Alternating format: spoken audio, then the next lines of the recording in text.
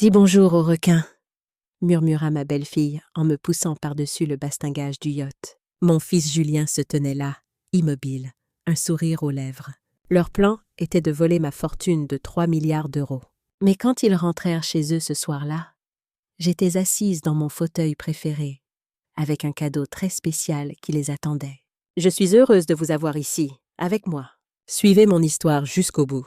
Laissez-moi revenir en arrière et vous raconter comment un mardi matin parfaitement ordinaire m'a conduite à plonger dans les eaux glacées de la Manche. J'aurais dû le voir venir, je suppose, mais à 67 ans, je croyais encore que la famille signifiait quelque chose, que les liens du sang étaient plus forts que tout, plus forts même que l'eau salée de l'océan, si vous me permettez cette expression. La matinée avait commencé magnifiquement. Le soleil d'automne baignait la côte bretonne d'une lumière dorée, et les mouettes tournoyaient au-dessus du port de Saint-Malo, comme elles le faisaient depuis des siècles.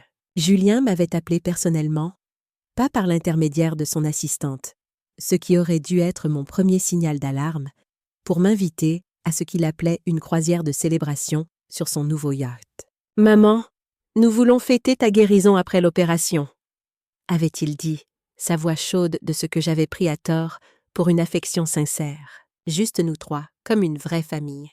Je me remettais de mon remplacement de hanche depuis 6 semaines. Et honnêtement, j'étais désespérée de trouver le moindre signe que mon fils et sa femme Amélie me voulaient encore dans leur vie. Depuis que mon mari Henri était décédé il y a 2 ans, me laissant avec la fortune de son empire technologique, les choses avaient semblé différentes entre nous, plus froides, plus distantes. Les appels téléphoniques s'étaient espacés. Les visites étaient devenues rares.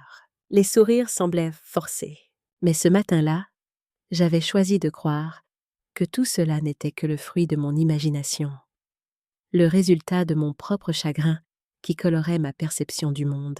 Alors, je m'étais habillée avec soin ce matin-là, choisissant ma robe bleu marine, celle qu'Henri disait toujours faire ressortir mes yeux.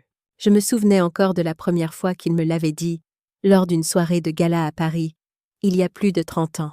« Tu es magnifique, Hélène », avait-il murmuré à mon oreille. « Cette robe fait chanter tes yeux comme la mer au crépuscule. » Henri avait toujours eu le don des mots. C'était un homme d'affaires brillant, mais aussi un poète dans l'âme. Il me manquait terriblement. Chaque jour, chaque heure, chaque minute. J'avais pris un taxi jusqu'au port de plaisance de Dinard. Le chauffeur, un homme jovial d'une 50aine d'années nommé Bernard, avait essayé de faire la conversation pendant tout le trajet. « Belle journée pour une sortie en mer, madame. Vous avez de la chance. La météo annonce du beau temps jusqu'à demain. » J'avais acquiescé poliment, trop préoccupée par l'anticipation de retrouver mon fils pour vraiment m'engager dans une conversation. Si seulement j'avais su ce qui m'attendait. Si seulement Bernard m'avait déposé n'importe où ailleurs qu'à ce quai maudit. Le yacht était magnifique, un navire blanc étincelant qui devait coûter plus cher que la plupart des maisons de la région. Il s'appelait l'Étoile du Nord, un nom romantique pour un vaisseau qui allait devenir le théâtre d'une tentative de meurtre. Julien m'accueillit sur le quai avec une embrassade qui me parut théâtrale, trop appuyée, trop démonstrative. Ses bras m'entourèrent, avec une chaleur qui ne se reflétait pas dans ses yeux. Amélie nous observait depuis le pont, son sourire tranchant comme du verre brisé. Elle portait une robe blanche immaculée qui contrastait avec ses cheveux noirs comme le jais et des lunettes de soleil de créateur qui cachèrent son regard. « N'est-elle pas magnifique ?» demanda Julien en désignant le bateau d'un geste large. 15 mètres de pur luxe. Nous pensons l'emmener en Méditerranée le mois prochain, peut-être jusqu'aux îles grecques. Ce qu'il ne mentionnait pas, c'est qu'il l'avait acheté avec l'argent que je leur avais donné l'année précédente pour investir dans le cabinet de conseil de Julien. 3 millions d'euros que je commençais à soupçonner n'avoir jamais vu l'intérieur d'un quelconque compte professionnel. J'aurais dû poser des questions à ce moment-là. J'aurais dû exiger des explications, des relevés bancaires, des preuves que mon argent avait été utilisé comme promis. Mais j'étais une mère, et les mères veulent croire le meilleur de leurs enfants, même quand toutes les preuves suggèrent le contraire. La première heure fut assez agréable. Nous naviguâmes vers des eaux calmes, la côte bretonne rapetissant derrière nous comme un souvenir qui s'efface. Les falaises de granit rose s'estompaient dans la brume matinale, et bientôt, nous fûmes entourés par rien d'autre que l'immensité gris-bleu de la mer. Amélie servit des mimosas dans des flûtes en cristal qui devaient coûter une fortune chacune. Elle parlait de leur projet de rénovation de la maison, mon ancienne maison, celle que j'avais signée en leur faveur après la mort d'Henri, parce que je pensais que réduire ma vie à un appartement plus petit serait plus simple. La maison où j'avais vécu pendant 35 ans. La maison où j'avais élevé Julien, où j'avais organisé des dîners de Noël, des fêtes d'anniversaire, des réunions de famille. La maison remplie de souvenirs d'Henri, de son rire, de son odeur, de sa présence. Et je l'avais donnée à mon fils parce que je croyais que c'était ce que font les parents aimants. Nous pensons abattre le mur entre le salon et la salle à manger, disait Amélie en sirotant son champagne. Créer un grand espace ouvert, plus moderne. Et la cuisine aura besoin d'une rénovation complète. Les appareils sont tellement démodés. Ces appareils démodés avaient préparé des milliers de repas pour cette famille. Cette cuisine démodée avait vu des générations de Beaumont partager du pain et du vin. Mais pour Amélie, ce n'étaient que des obstacles à éliminer, des vestiges d'un passé qui n'avait aucune valeur sentimentale pour elle. Puis Julien commença à poser des questions, désinvoltes au début, sur mon testament, sur les dispositions de la fiducie, sur si j'avais envisagé de faire des changements pour simplifier les choses pour eux. « C'est juste que les procédures de succession peuvent être tellement compliquées, maman », dit-il en remplissant mon verre de champagne avec un peu trop d'enthousiasme. Le liquide doré déborda presque du verre, comme sa fausse sollicitude débordait de ses lèvres. « Nous voulons nous assurer que tout est bien organisé, que tu n'aies pas à te soucier de ces détails administratifs. » C'est alors que je remarquai qu'Amélie me filmait avec son téléphone, pas ouvertement, mais en le tenant à un angle tout en prétendant prendre des selfies. Elle me captait en vidéo pendant que je buvais, pendant que je parlais de questions financières, construisant une sorte de preuve. Les pièces s'assemblèrent avec une horrible clarté, comme un puzzle macabre dont je n'avais pas vu les contours jusqu'à cet instant. L'opération que j'avais subie. Ils avaient insisté pour s'occuper de toute ma paperasse après, prétendant que cela me soulagerait du stress. Les documents de procuration qu'ils avaient apportés à l'hôpital, affirmant que c'était juste temporaire, juste pour aider avec les factures pendant ma convalescence. La façon dont mon conseiller financier, Stéphane Clermont, avait cessé de retourner mes appels depuis des semaines. La visite inattendue de ce notaire que je n'avais jamais rencontré auparavant, qui posait des questions étranges sur ma mémoire et ma capacité à gérer mes affaires. Tout cela prenait soudain un sens terrifiant. « Julien » dis-je prudemment en posant mon verre sur la table basse entre nous. J'aimerais retourner à terre maintenant. Le soleil commençait à décliner à l'horizon, projetant des ombres longues sur le pont du yacht. Nous étions si loin de la côte maintenant que je ne pouvais plus voir la terre, juste un horizon infini d'eau dans toutes les directions. C'est alors que son masque tomba complètement. « J'ai bien peur que ce ne soit pas possible, maman. » Sa voix était différente maintenant, plus dure, plus froide, comme si quelqu'un d'autre parlait à travers lui, quelqu'un que je ne reconnaissais pas. « Vois-tu, nous devons avoir une conversation sur ta santé, sur tes problèmes de mémoire. » Problèmes de mémoire. J'étais plus vive que tous les deux réunis. Mon esprit était aussi clair que le cristal, aussi tranchant qu'une lame. Je pouvais réciter par cœur les codes fiscaux, calculer des pourcentages complexes de tête, me souvenir de conversations vieilles de plusieurs décennies dans leurs moindres détails. « Tu as montré des signes de démence », ajouta Amélie en s'approchant de moi. Ses talons claquaient sur le pont comme un métronome sinistre. Nous l'avons documenté. Les médecins sont d'accord que tu n'es plus capable de gérer tes affaires financières. C'est absurde. Mais même en le disant, je réalisais à quel point ils avaient orchestré tout cela avec soin. Chaque détail avait été planifié, chaque contingence anticipée. Le bateau était à des kilomètres de la côte. Aucun autre navire en vue, juste nous trois. L'océan et leur plan pour soit me convaincre de tout signer, soit... « Maman, nous essayons de t'aider, » dit Julien, mais ses yeux étaient froids comme l'hiver breton. « Nous pouvons faire ça de manière facile ou de manière difficile. » Je me levai lentement, mes hanches encore douloureuses de l'opération, mais mon esprit parfaitement clair. Ma canne était restée près de l'entrée de la cabine, hors de portée. Je me sentais vulnérable, exposée, comme un animal pris au piège. « Et si je refuse ?» C'est alors qu'Amélie sourit. « Vraiment ?» sourit-elle. Pour la première fois de la journée, son expression était sincère, et cette sincérité était terrifiante. Elle n'essayait plus de jouer un rôle. Eh bien, femme âgée, opération récente, a probablement pris trop de médicaments antidouleurs, s'est sentie désorientée sur le bateau. Elle haussa les épaules avec une désinvolture qui me glaça le sang. Les accidents tragiques arrivent tout le temps. Les journaux sont pleins de ces histoires. Des personnes âgées qui tombent, qui se perdent, qui font des erreurs fatales. Personne ne serait surpris.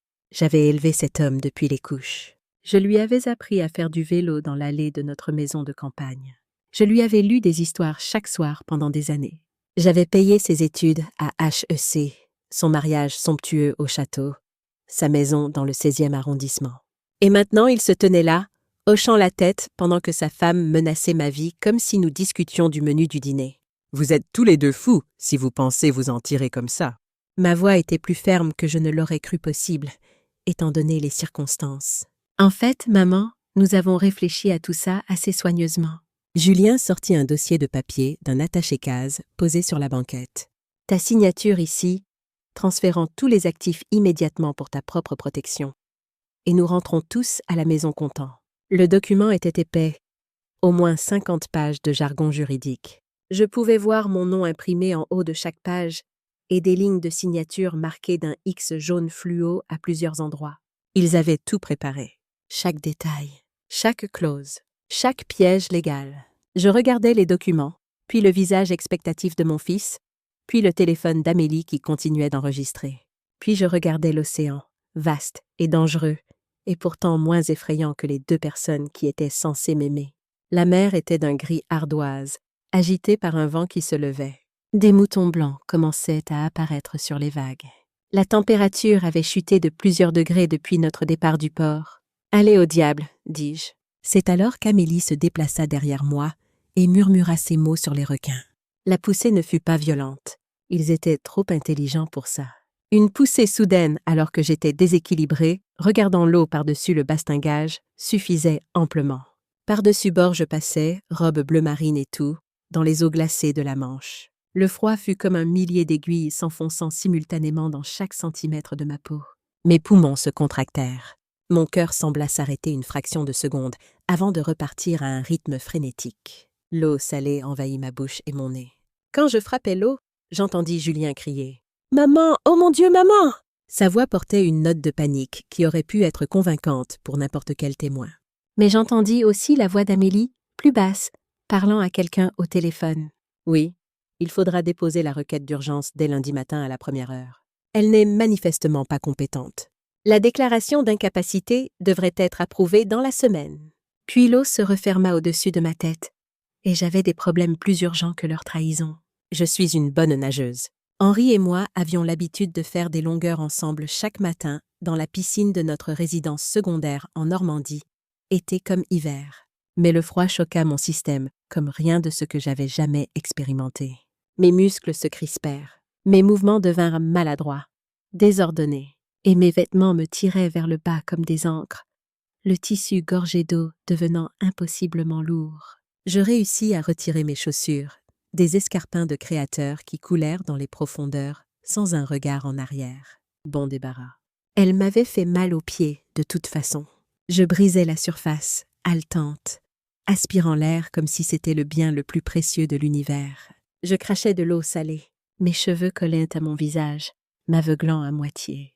Et je vis le yacht s'éloigner à toute vitesse. Il me laissait vraiment là pour mourir. Mon propre fils. Le bébé que j'avais porté pendant 9 mois. L'enfant dont j'avais soigné chaque fièvre, consolé chaque cauchemar, célébré chaque réussite. Il s'éloignait sans un regard en arrière, me laissant mourir dans l'océan glacé. C'est alors que je repérais le bateau de pêche. C'était un chalutier modeste, à environ 500 mètres de ma position. Ses filets étaient déployés et je pouvais voir des silhouettes sur le pont. Je levai les bras aussi haut que je pus et criai de toutes mes forces, mais ma voix était faible, noyée par le vent et les vagues. Je ne savais pas s'ils pouvaient me voir, je ne savais pas s'ils m'entendraient. Tout ce que je pouvais faire était continuer à nager vers eux, luttant contre le courant, contre le froid, contre l'épuisement qui commençait à s'installer dans mes membres. Le capitaine Jacques Renaud était exactement le genre d'homme qui sauterait dans des eaux infestées de requins pour sauver une grand-mère en train de se noyer. La soixantaine, buriné par des décennies passées sur l'océan, et possédant le genre de boussole morale qui semblait manquer à mon propre arbre généalogique. Il était grand, avec des cheveux gris, coupés courts, et une barbe de 3 jours qui lui donnait l'air d'un vieux loup de mer, tout droit sorti d'un roman de Melville. « Bon sang de bonsoir, madame. Qu'est-ce qui vous est arrivé ?» demanda-t-il, alors que lui et son petit-fils adolescent, Nathan, me hissaient à bord de leur bateau de pêche nommé la Belle Marie. Je tremblais de façon incontrôlable, mes dents claquant si fort que je pouvais à peine parler. Chaque muscle de mon corps était secoué de spasmes. Jacques m'enveloppa dans une couverture qui sentait le sel et l'huile de moteur pendant que Nathan démarrait le moteur. « Ma famille !» réussis-je à articuler entre 2 claquements de dents. « Le yacht !» « Nous les avons vus filer comme s'ils avaient le diable aux trousses, » dit Jacques sombrement en me frottant les épaules pour stimuler ma circulation. Ils n'ont pas regardé en arrière une seule fois. Quel genre de personne abandonne quelqu'un au milieu de l'océan? Le genre qui hérite de 3 milliards d'euros si je ne suis pas là pour les arrêter, pensai-je. Mais à voix haute, je dis simplement le genre qui ne fait pas vraiment partie de la famille. Jacques contacta la garde côtière par radio pendant que Nathan m'enveloppait dans une autre couverture. Le garçon avait environ 16 ans, avec les mêmes yeux bleus perçants que son grand-père et une expression inquiète qui me rappelait Julien au même âge, avant que l'avidité ne corrompe son âme. « Ici la Belle Marie, nous avons une femme que nous avons repêchée environ 20 kilomètres au nord-ouest de Saint-Malo. Elle est consciente, réactive, mais a besoin de soins médicaux. »« Attendez !» dis-je en attrapant le bras de Jacques. Mes doigts étaient si engourdis par le froid que je sentis à peine le tissu rugueux de sa chemise. « S'il vous plaît, non. Ne leur dites pas que vous m'avez trouvé. »« Pas encore. » Jacques étudia mon visage avec les yeux aiguisés de quelqu'un qui avait assez vécu pour reconnaître quand quelqu'un fuyait plus que de l'eau froide. Il y avait de la sagesse dans ce regard et quelque chose qui ressemblait à de la compréhension. « Vous avez des ennuis ?» demanda-t-il doucement. « Oui, mais pas le genre que vous pensez. » Je pris une respiration tremblante, luttant pour contrôler mes frissons. « J'ai besoin d'atteindre la terre ferme sans que personne ne sache que j'ai survécu. Pouvez-vous m'aider ?» Nathan regarda son grand-père avec incertitude. « Grand-père, on ne devrait pas… » « Ce qu'on devrait et ne devrait pas faire sont des choses étranges, » dit Jacques lentement, sa voix teintée de la sagesse accumulée de décennies passées à naviguer sur des mers imprévisibles. Parfois, faire ce qui est juste ne ressemble pas à suivre les règles. Il reprit le micro de la radio. « Garde côtière, ici la Belle Marie. Fausse alerte pour ce sauvetage. » Il s'est avéré que c'était des débris dans l'eau. « Tout va bien.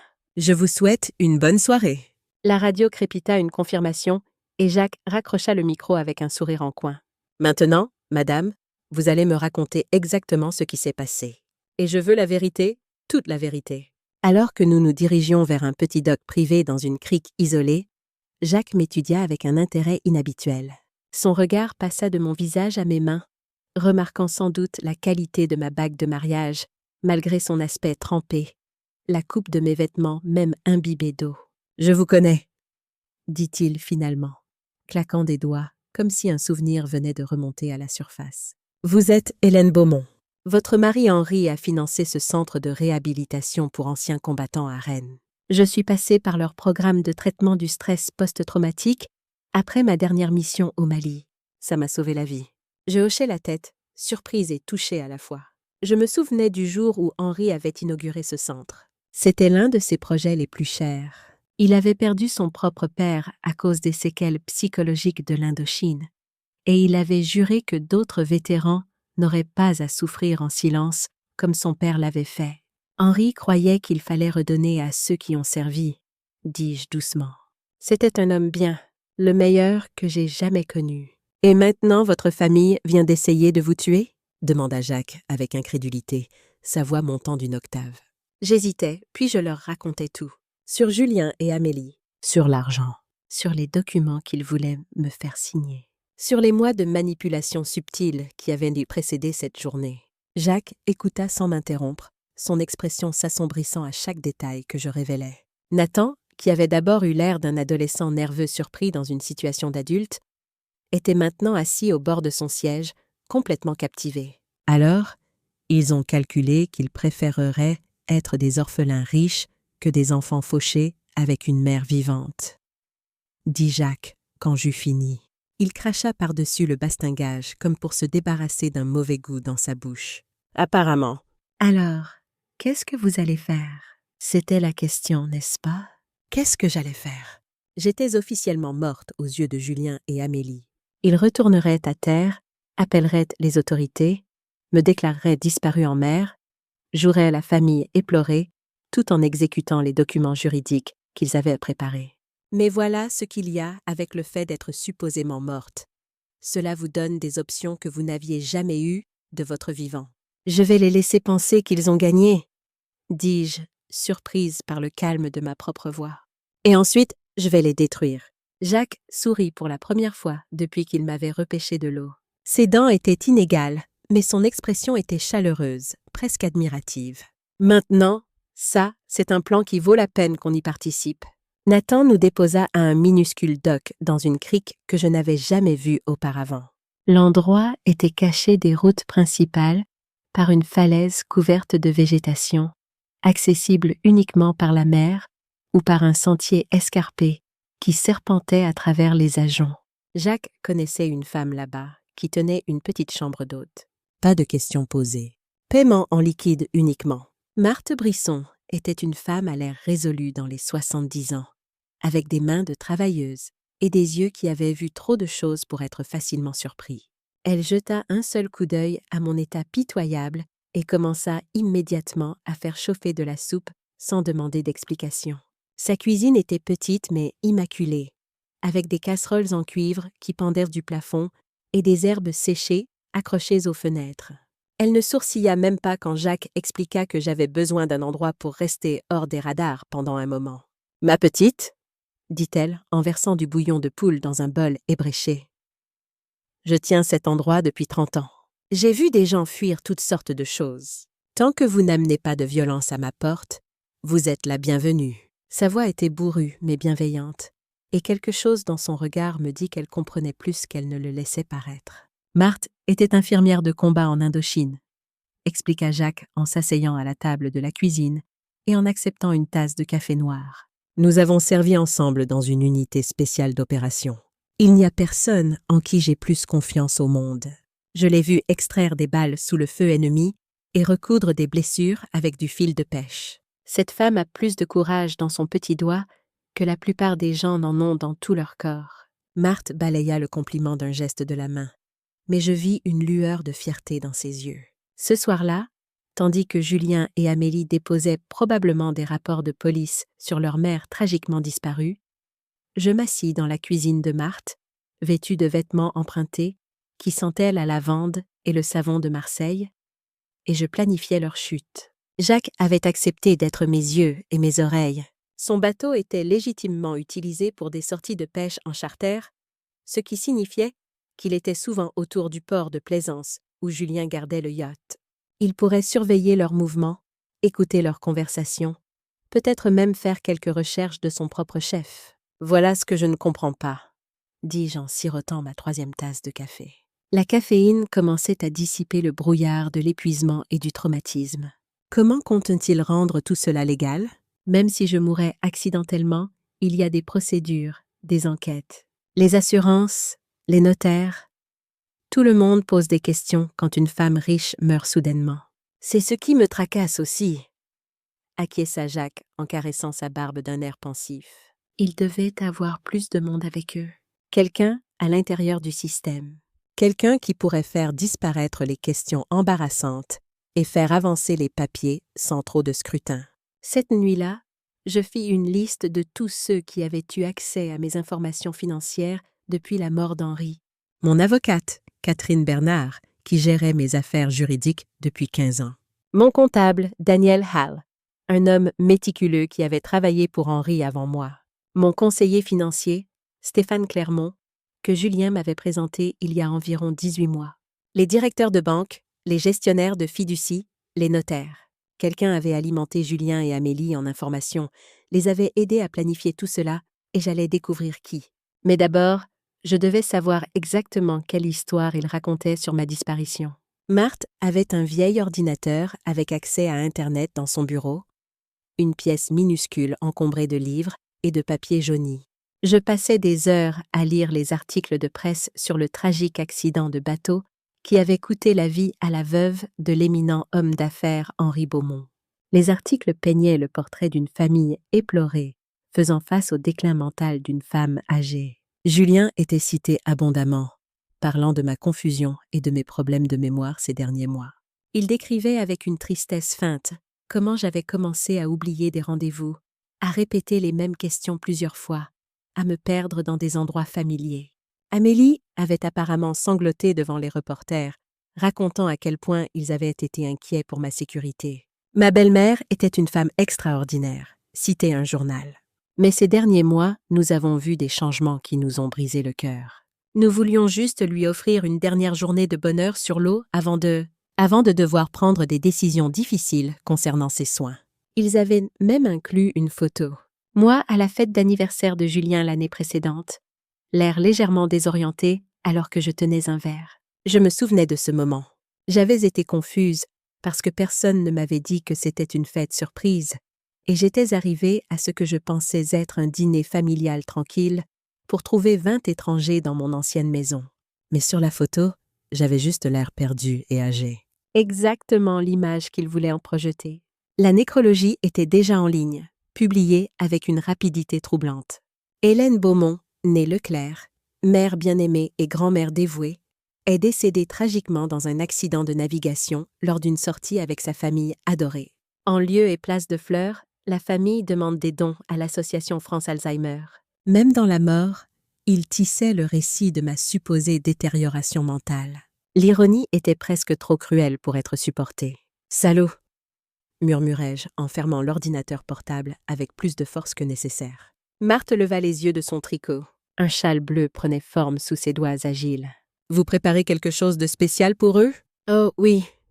dis-je en me tournant vers elle avec un sourire qui n'avait rien de chaleureux.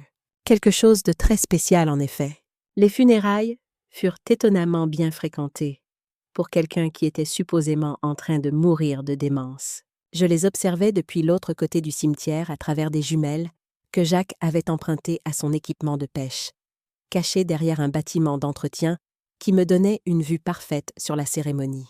Le cimetière du Père-Lachaise n'était pas le choix que j'aurais fait pour mon dernier repos, mais apparemment, Julien avait décidé que seul le plus prestigieux des cimetières parisiens conviendrait à la mère qu'il avait essayé d'assassiner. Julien n'avait pas lésiné sur les dépenses. Cercueil de première qualité, vide, bien sûr, arrangements floraux élaborés de roses blanches et de lys, un programme professionnel avec ma photo en couverture. L'image choisie était celle de notre dernier portrait de famille officiel, pris 3 ans auparavant, quand Henri était encore vivant et que le monde avait encore du sens. Lui et Amélie se tenaient au bord de la tombe dans des tenues noires parfaitement coordonnées, acceptant les condoléances d'amis, d'associés en affaires et de gens que je reconnaissais à peine.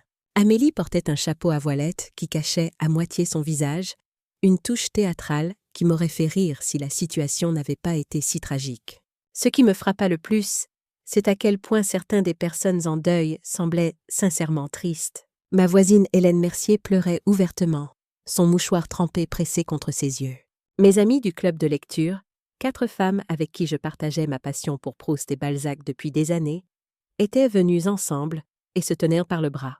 Même le docteur Guillaume Moreau, qui avait effectué mon remplacement de hanche, était là, l'air sombre et pensif. Ces gens m'aimaient vraiment. Ils pleuraient ma mort avec une sincérité qui me serra le cœur, et Julien et Amélie acceptaient leur sympathie tout en sachant pertinemment que j'étais vivante. « Vous voyez quelque chose d'intéressant ?» murmura Jacques, accroupi à côté de moi. Ses genoux craquèrent en protestant, mais il ignora l'inconfort. À part mon fils, qui donne une performance digne d'un César, je baissai les jumelles un moment pour reposer mes yeux. « Regardez qui n'est pas là. » Jacques ajusta ses propres jumelles. « Comme qui ?» Mon conseiller financier. Stéphane Clermont, mon avocate. Catherine Bernard, mon comptable. Daniel Hall. Je baissai les jumelles, les pièces s'emboîtant dans mon esprit comme les rouages d'une horloge. Les gens qui seraient normalement présents aux funérailles d'une cliente valant 3 milliards d'euros sont introuvables. Ce sont des professionnels. Leur absence à un événement comme celui-ci serait remarquée et commentée dans leur cercle. Peut-être qu'ils sont occupés avec les affaires de succession? Ou peut-être qu'ils ne peuvent pas regarder les gens dans les yeux pendant qu'ils sont complices de ce stratagème. Après le service, je regardais Julien et Amélie travailler la foule comme des politiciens en campagne, serrant des mains, acceptant des étreintes, jouant leur rôle à la perfection. Mais je remarquais aussi comment ils écourtaient rapidement les conversations quand quelqu'un commençait à poser des questions détaillées sur mes derniers jours. Je vis Amélie détourner habilement une femme que je reconnus comme étant une ancienne collègue d'Henri, et Julien interrompre un homme âgé qui semblait vouloir partager un souvenir de moi. Cet après-midi-là, Jacques me ramena chez Marthe dans sa camionnette, prenant un itinéraire détourné pour éviter toute rencontre fortuite. J'étais officiellement morte depuis 4 jours maintenant, et je commençais à comprendre les avantages uniques de ma situation. Les morts n'ont pas de factures à payer. Les morts n'ont pas d'obligations sociales. Les morts peuvent observer, écouter et planifier sans que personne ne les surveille. J'ai besoin d'entrer dans mon ancienne maison, dis-je à Jacques, tandis que nous nous garions dans l'allée de Marthe. Le soleil couchant baignait le paysage d'une lumière cuivrée, et quelque part dans le jardin, un merle chantait son dernier air de la journée. « Ça semble dangereusement risqué, Hélène. Ils y habitent probablement maintenant, non ? Pas selon les registres de propriété que j'ai consultés ce matin. » J'avais passé des heures sur l'ordinateur de Marthe, naviguant dans les bases de données publiques et les archives immobilières. Ils ont gardé leur propre appartement avenue Foch. Ma maison est restée vide depuis que j'ai déménagé dans mon appartement l'année dernière. Je sortis un morceau de papier où j'avais griffonné des notes. Mais voici ce qui est intéressant. Quelqu'un paie les charges, l'électricité, l'eau, le chauffage. Quelqu'un entretient la propriété. Pourquoi ferait-il cela si personne n'y habite? Bonne question. Je pense qu'il est temps de le découvrir. Cette nuit-là, Jacques me déposa 3 rues de mon ancienne demeure, dans le 7e arrondissement. L'hôtel particulier où j'avais vécu avec Henri pendant 35 ans, où j'avais élevé Julien, où j'avais organisé d'innombrables dîners et célébrations familiales. La maison que j'avais signée en faveur de mon fils, parce que je pensais que la famille signifiait quelque chose. Les rues de Paris étaient calmes à cette heure tardive, les réverbères projetant des cercles de lumière jaune sur les trottoirs pavés. Il était passé minuit, et le quartier dormait paisiblement, ignorant le drame qui se jouait dans ces ruelles élégantes. J'avais encore ma clé. Julien n'avait jamais pensé à me la demander, et je me glissais jusqu'à la porte de service comme une criminelle pénétrant par effraction dans ma propre ancienne maison. Le jardin était exactement comme je l'avais laissé, les rosiers que j'avais plantés il y a 20 ans encore soigneusement taillés, le petit bassin aux poissons rouges murmurant doucement dans l'obscurité. La maison semblait différente, pas vide exactement, mais étrange, comme si quelqu'un l'habitait, mais pas de la manière dont une maison devrait être habitée. Je me frayais un chemin à travers les pièces familières en utilisant la lampe de poche que Jacques m'avait donnée, faisant attention à éviter les fenêtres donnant sur la rue. Les meubles du salon étaient recouverts de draps blancs comme des fantômes endormis, mais je pouvais voir que de nouveaux éléments avaient été ajoutés. Des pièces coûteuses qui n'étaient pas là quand j'y vivais. Un canapé en cuir qui devait coûter plus cher que la voiture de la plupart des gens. Un centre de divertissement dernier cri avec un écran qui couvrait presque tout un mur. Des œuvres d'art modernes qui juraient avec le style classique de la maison. Dans la cuisine, le réfrigérateur était approvisionné non pas avec les produits de base qu'on garderait dans une maison visitée occasionnellement, mais avec de la nourriture fraîche, de la nourriture chère, du fromage importé de différentes régions, des légumes biologiques, des fruits exotiques, du champagne millésimé, le genre d'article haut de gamme qui suggérait une occupation régulière, quelqu'un qui vivait ici, qui cuisinait ici, qui considérait cet endroit comme son foyer. Mais c'est dans le bureau, l'ancien cabinet de travail d'Henri, que je trouvais ce que je cherchais vraiment. La pièce avait été le sanctuaire de mon mari, rempli de ses livres, de ses souvenirs, de son odeur. Maintenant, elle sentait le parfum bon marché et les ambitions malsaines. Le bureau était couvert de documents, des papiers juridiques, des relevés financiers, et le plus accablant de tout, une chronologie détaillée de ce qu'ils appelaient le projet Hélène. Mon propre nom transformé en nom de code pour mon élimination. Je photographiais tout avec l'appareil photo jetable que Jacques m'avait donné, mes mains tremblant de rage, alors que je parcourais leur plan. Il travaillait là-dessus depuis plus d'1 an, documentant soigneusement ce qu'il prétendait être des signes de ma détérioration mentale. Des visites chez le médecin où il m'avait conditionné pour paraître confuse. Des situations sociales où il m'avait piégée pour avoir l'air désorientée. La photo de la fête d'anniversaire dans le journal, il ne m'avait délibérément pas dit que c'était une fête surprise, puis avait capturé ma réaction confuse. L'erreur de médicament que j'avais eue il y a 3 mois et qui m'avait envoyée aux urgences. Ils avaient échangé mes flacons de prescription. Ce n'était pas ma faute. Ce n'avait jamais été ma faute. Chaque moment de confusion, chaque instance où j'avais semblé déséquilibrée ou oublieuse, avait été soigneusement orchestré et documenté comme preuve de démence. Mais le document le plus glaçant était une lettre de quelqu'un signé seulement VH, apparemment l'un de leurs co-conspirateurs. « Le calendrier doit être accéléré », disait la lettre dans une écriture élégante mais froide. Hélène pose trop de questions sur les documents de procuration. Si elle devient soupçonneuse et consulte un avocat de manière indépendante, tout s'effondre. Je recommande de passer à la phase 3 dans les 2 prochaines semaines. La phase 3, selon la chronologie détaillée sur une autre page, était ma mort. Je photographiais le dernier document quand j'entendis une portière de voiture claquer à l'extérieur. Des phares balayèrent les fenêtres avant et j'entendis des voix s'approcher de la porte d'entrée. Julien et Amélie rentrèrent de leur performance de deuil, probablement épuisés par l'effort de feindre la tristesse toute la journée. Je rassemblai rapidement mes affaires et me dirigeai vers la porte de service. Mais je pus entendre leur conversation alors qu'ils entraient dans le vestibule. Leur voix portait dans le silence de la maison comme elles l'avaient fait pendant mon enfance, quand je les écoutais parler depuis ma chambre à l'étage. « Tu crois que la vieille Mercier a gobé tout ça ?»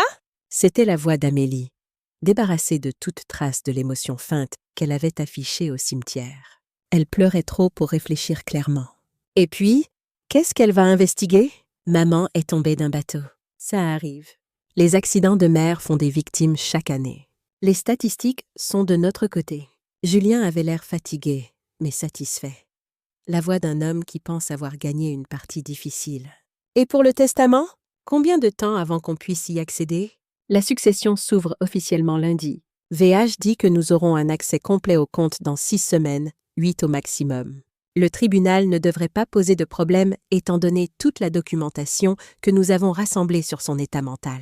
Je me glissais par la porte de derrière et dans le jardin, mon cœur battant la chamade. Mais alors que je rampais le long du côté de la maison vers la rue, j'entendis quelque chose qui m'arrêta net. Un bébé qui pleurait. Il y avait un bébé dans mon ancienne maison. Julien et Amélie n'avaient jamais mentionné avoir un enfant. Ils m'avaient dit à plusieurs reprises qu'ils n'étaient pas prêts pour la parentalité, qu'ils étaient trop concentrés sur leur carrière, qu'un enfant ne faisait pas partie de leur plan, ce qui signifiait qu'il y avait plus dans cette histoire que ce que j'avais réalisé. Beaucoup plus. Le bébé changeait tout. Alors que je me cachais derrière les rosiers que j'avais plantés il y a 20 ans, écoutant le son d'un nourrisson pleurer dans mon ancienne demeure, je réalisais que tout cela n'était pas seulement une question d'argent. C'était quelque chose de beaucoup plus grand, quelque chose de beaucoup plus sombre. Jacques me récupéra au coin de la rue 15 minutes plus tard, sa camionnette surgissant de l'obscurité comme un navire de sauvetage.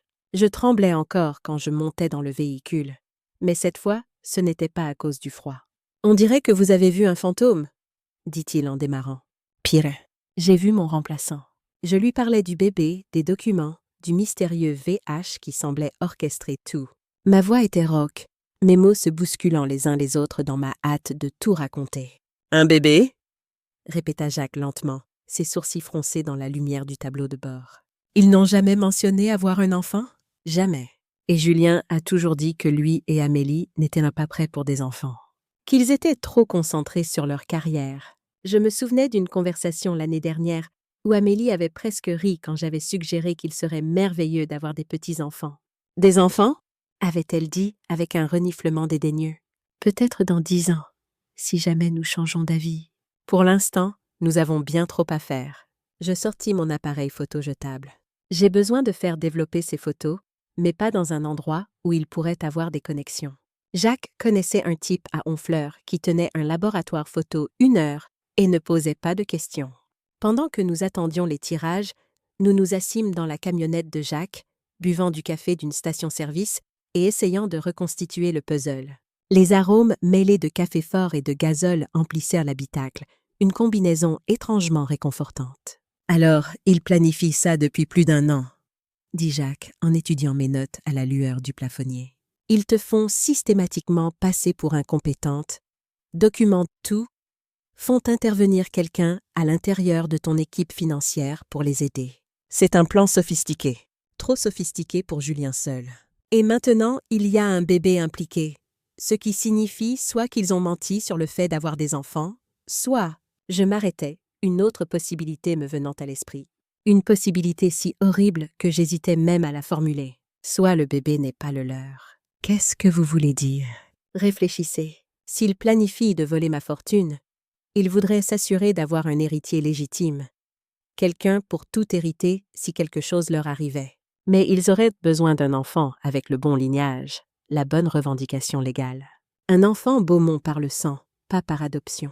Jacques me regarda avec inquiétude, ses yeux plissés dans la semi-obscurité. « Vous pensez qu'ils ont volé un bébé? » « Je pense qu'ils ont fait quelque chose. Et je pense que VH, qui que ce soit, est la clé pour comprendre quoi. » Les photos étaient dévastatrices une fois développées, des preuves claires de leur conspiration d'1 an, complètes avec des chronologies précises, de faux rapports médicaux formatés pour ressembler à des documents officiels et des projections financières montrant comment ils prévoyaient de dépenser mon argent. Des millions alloués aux rénovations de propriétés, à l'achat de yachts supplémentaires, à des investissements dans des entreprises douteuses. Mais la photo la plus troublante était la dernière. Un acte de naissance que j'avais presque manqué, glissé sous d'autres papiers, comme s'ils avaient voulu le cacher. Bébé Beaumont, né il y a 3 semaines à la clinique privée des Lilas à Paris. Mère Amélie Beaumont, père Julien Beaumont. Mais j'avais été près d'Amélie il y a tout juste 4 jours sur ce yacht. Elle portait une robe moulante blanche. Elle buvait du champagne. Elle ne se remettait définitivement pas d'un accouchement. Aucun signe de grossesse récente. Aucune trace de fatigue postnatale.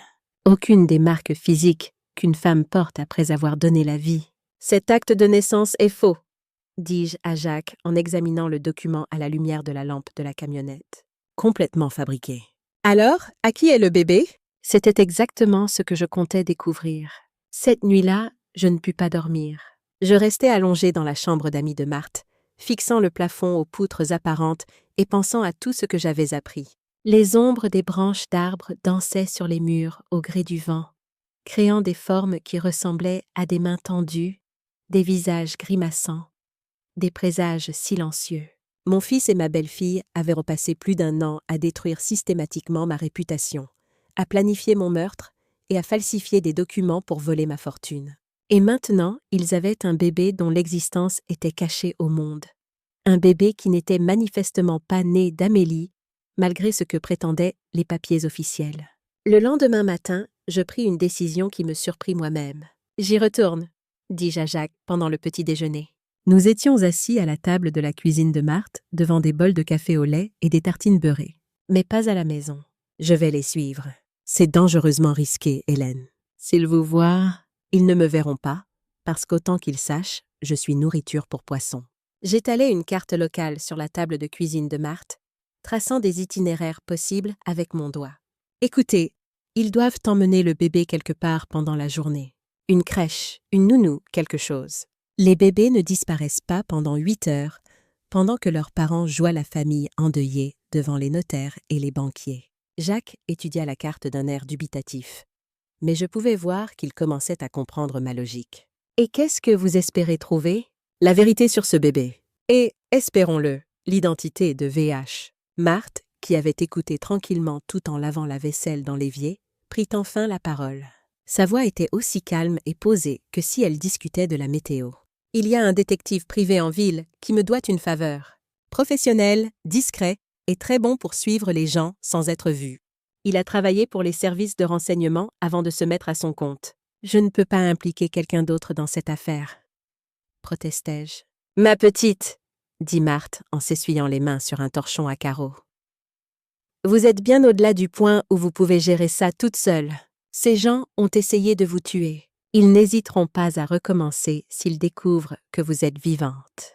Et la prochaine fois, ils s'assureront qu'il n'y a pas de bateau de pêche providentiel pour vous repêcher. Elle avait raison, bien sûr, mais engager un détective privé signifierait admettre à plus de gens que je n'étais pas vraiment morte. Cela signifierait élargir le cercle des personnes qui connaissaient mon secret, augmentant les risques de fuite. Quel genre de faveur ce détective vous doit-il? Demandai-je finalement. Marthe sourit mystérieusement, une lueur de malice dans ses yeux fatigués. Le genre où mon petit-fils n'est pas allé en prison pour quelque chose de stupide qu'il a fait quand il avait 22 ans. Le détective s'appelle Thomas Mercier, ancien flic, très fiable et excellent pour faire disparaître les problèmes. Il a des contacts partout, de la préfecture au bas-fond. Si quelqu'un peut découvrir ce qui se passe vraiment, c'est lui. À midi, j'étais assise dans le petit bureau de Thomas Mercier, au-dessus d'une boulangerie dans le centre de Honfleur, racontant mon histoire pour la 3e fois en une semaine. L'odeur de pain frais montait du rez-de-chaussée, un contraste étrangement réconfortant avec l'horreur de ce que je racontais. Thomas avait environ 50 ans, avec des cheveux prématurément gris coupés très courts et le genre d'yeux alerte qui ne manquait de rien. Son bureau était spartiate, mais organisé, avec des classeurs métalliques alignés contre les murs et un ordinateur qui semblait avoir quelques années de retard sur la technologie actuelle. Des photos encadrées sur son bureau montraient 2 enfants adolescents et un Golden Retriever. « Alors, vous voulez que je suive votre fils et votre belle-fille, que je découvre tout sur ce mystérieux bébé et que j'identifie leurs co-conspirateurs ?» résuma-t-il après que j'eus terminé. Sa voix était neutre, professionnelle, sans jugement. « C'est exact. Et vous me payez avec quoi? Parce que selon les journaux, tous vos actifs sont gelés en attendant la succession. » Je sortis une enveloppe que j'avais préparée plus tôt. Liquide. J'avais de l'argent d'urgence caché dans un coffre-fort que Julien ne connaît pas. Henri a toujours insisté pour que nous gardions des fonds liquides disponibles pour les urgences. Il disait que la richesse sur papier ne valait rien si on ne pouvait pas y accéder quand on en avait besoin. Thomas feuilleta les billets, suffisamment pour couvrir 2 semaines de surveillance, et hocha la tête avec approbation. « J'aurais besoin de photos des cibles et de toutes les adresses où il pourrait en se trouver. » Je lui donnai tout ce que j'avais, y compris les photos de mon effraction dans la maison. Thomas les étudia attentivement, prêtant une attention particulière aux documents avec la mystérieuse signature VH. Il sortit une loupe d'un tiroir et examina l'écriture pendant de longues minutes. « Cette écriture me semble familière, » dit-il finalement, les sourcils froncés. « Professionnelle, mais avec certaines caractéristiques distinctives. La boucle sur le V, la façon dont le H se connecte. Ça me dit quelque chose. Ça vous dérange si je fais passer ça dans quelques bases de données? Faites tout ce qu'il faut. Une dernière chose, dit Thomas alors que je me préparais à partir. Il se leva et me tendit une carte de visite avec un numéro de téléphone griffonné au dos. Si ces gens sont aussi dangereux que vous le dites, nous avons besoin d'un protocole de sécurité. Vous me contactez toutes les 12 heures, sans exception. Si je n'ai pas de vos nouvelles, je transmets tout à la police judiciaire. J'acceptai, bien que j'espérais que cela n'en arriverait pas là. Moins il y aurait d'implications officielles, mieux ce serait. Du moins, jusqu'à ce que je comprenne exactement ce que Julien et Amélie avaient fait, et qui d'autres étaient impliqués dans leur conspiration. Cet après-midi-là, je retournai chez Marthe et j'attendis. Et je planifiais, parce que maintenant j'avais de l'aide. Une vraie aide, une aide professionnelle. Et en moins de 24 heures, j'allais savoir exactement qui avait essayé de me tuer et pourquoi il l'avait fait. Thomas Mercier valait chaque centime que je lui avais payé, et même davantage. À la fin du 2e jour, il avait plus d'informations sur les activités de Julien et Amélie que ce que j'avais appris en des mois à vivre à leur côté. « Votre fils a été très occupé depuis que vous êtes supposément décédé, » dit Thomas en étalant des photographies sur la table de cuisine de Marthe. La lumière de fin d'après-midi filtrait à travers les rideaux de dentelle, illuminant les preuves de la trahison de mon fils comme un projecteur cruel. Plusieurs réunions avec des avocats, 2 visites à la Banque centrale et 3 déplacements distincts vers un établissement médical privé en banlieue parisienne. Établissement médical? Clinique des Étoiles. Très exclusive, très chère et très discrète. Thomas pointa vers une photo de Julien et Amélie entrant dans un bâtiment moderne tout en verre et acier. C'est un établissement qui n'apparaît dans aucun annuaire médical officiel. J'ai dû creuser profondément pour découvrir ce qu'ils font vraiment. Ils se spécialisent dans les arrangements de gestation pour autrui pour des clients fortunés qui veulent maintenir leur vie privée. Des bébés sur commande, en quelque sorte, pour ceux qui peuvent se le permettre. Les pièces s'assemblaient et l'image qu'elles formaient me donna la nausée. Une bile amère monta dans ma gorge. Ils ont acheté un bébé, on dirait bien, et pas n'importe quel bébé. Ils ont spécifiquement demandé un nouveau-né qui pourrait passer pour leur enfant biologique. Selon mon contact à la clinique, les arrangements ont été faits il y a 8 mois, payés en liquide avec des instructions pour avoir l'acte de naissance pré-préparé avant même l'accouchement. Marthe posa 3 tasses de café sur la table et nous rejoignit. Son visage était grave, les rides autour de ses yeux plus prononcées que d'habitude. Alors, ils ont planifié ta mort, acheté un bébé pour hériter de ta fortune et ont eu quelqu'un à l'intérieur de ton équipe financière pour les aider. C'est une opération sophistiquée, trop sophistiquée pour des amateurs. À propos de ça, dit Thomas en sortant une autre photo.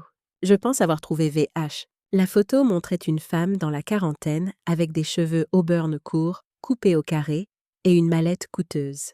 Elle serrait la main de Julien devant un cabinet d'avocats prestigieux du 8e arrondissement. Elle avait l'air d'une professionnelle accomplie, le genre de femme qu'on croise dans les conseils d'administration et les galas de charité. Elle me semblait vaguement familière, mais je ne pouvais pas la situer immédiatement. Véronique Hall, continua Thomas en me tendant un dossier contenant une biographie détaillée.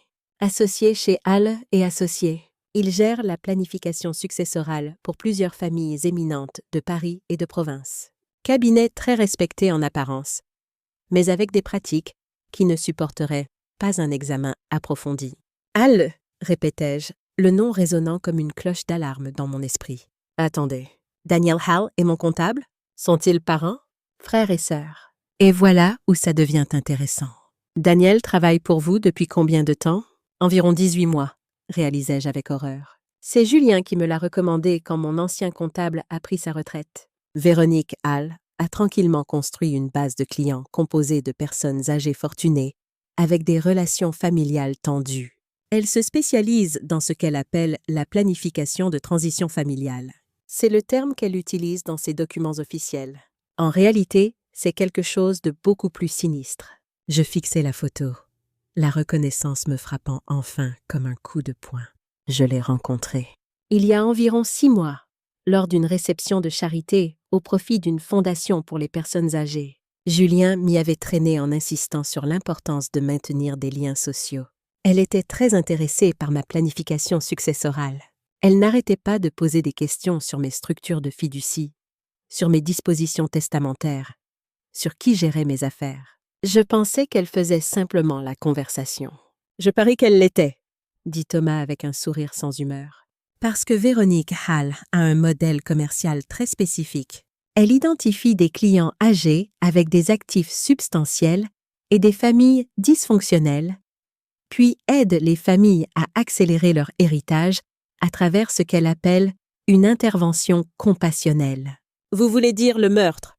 dit Marthe sans détour. Sa voix était plate, factuelle, comme si elle constatait que le ciel était bleu. Je veux dire qu'elle crée des cadres juridiques qui permettent aux familles de prendre le contrôle des actifs pendant que la personne âgée est encore en vie, utilisant des allégations d'incompétence, de démence ou de capacité diminuée. Elle a fait ça au moins 6 fois au cours des 3 dernières années, selon ce que j'ai pu confirmer. Thomas étala plus de photos de surveillance, montrant Véronique Hall rencontrant différentes familles, entrant dans divers cabinets d'avocats, visitant ce qui semblait être des établissements médicaux privés dans toute la région parisienne. Elle dirige toute une opération. Elle trouve des personnes âgées fortunées avec des parents cupides. Elle orchestre les preuves de déclin mental. Elle fournit une couverture légale pour les transferts d'actifs. Et elle prend une part substantielle de l'héritage comme commission, généralement entre 15 et 20%. Et si la personne âgée refuse de coopérer ou devient soupçonneuse, elles ont des accidents, des mésaventures en bateau, des chutes dans les escaliers, des surdoses de médicaments. Toujours tragiques, toujours plausiblement accidentelles et toujours financièrement opportunes pour la famille survivante. Je me sentis mal, physiquement nauséeuse. Ce n'était pas seulement une question de mon argent. C'était une opération systématique ciblant les personnes âgées vulnérables, celle qui avait le malheur d'avoir à la fois de l'argent et des héritiers sans scrupules. Combien de personnes a-t-elle tuées? Que je peux prouver? Aucune directement. Elle est trop intelligente pour ça, trop prudente. Elle ne se salit jamais les mains elle-même. Que je soupçonne?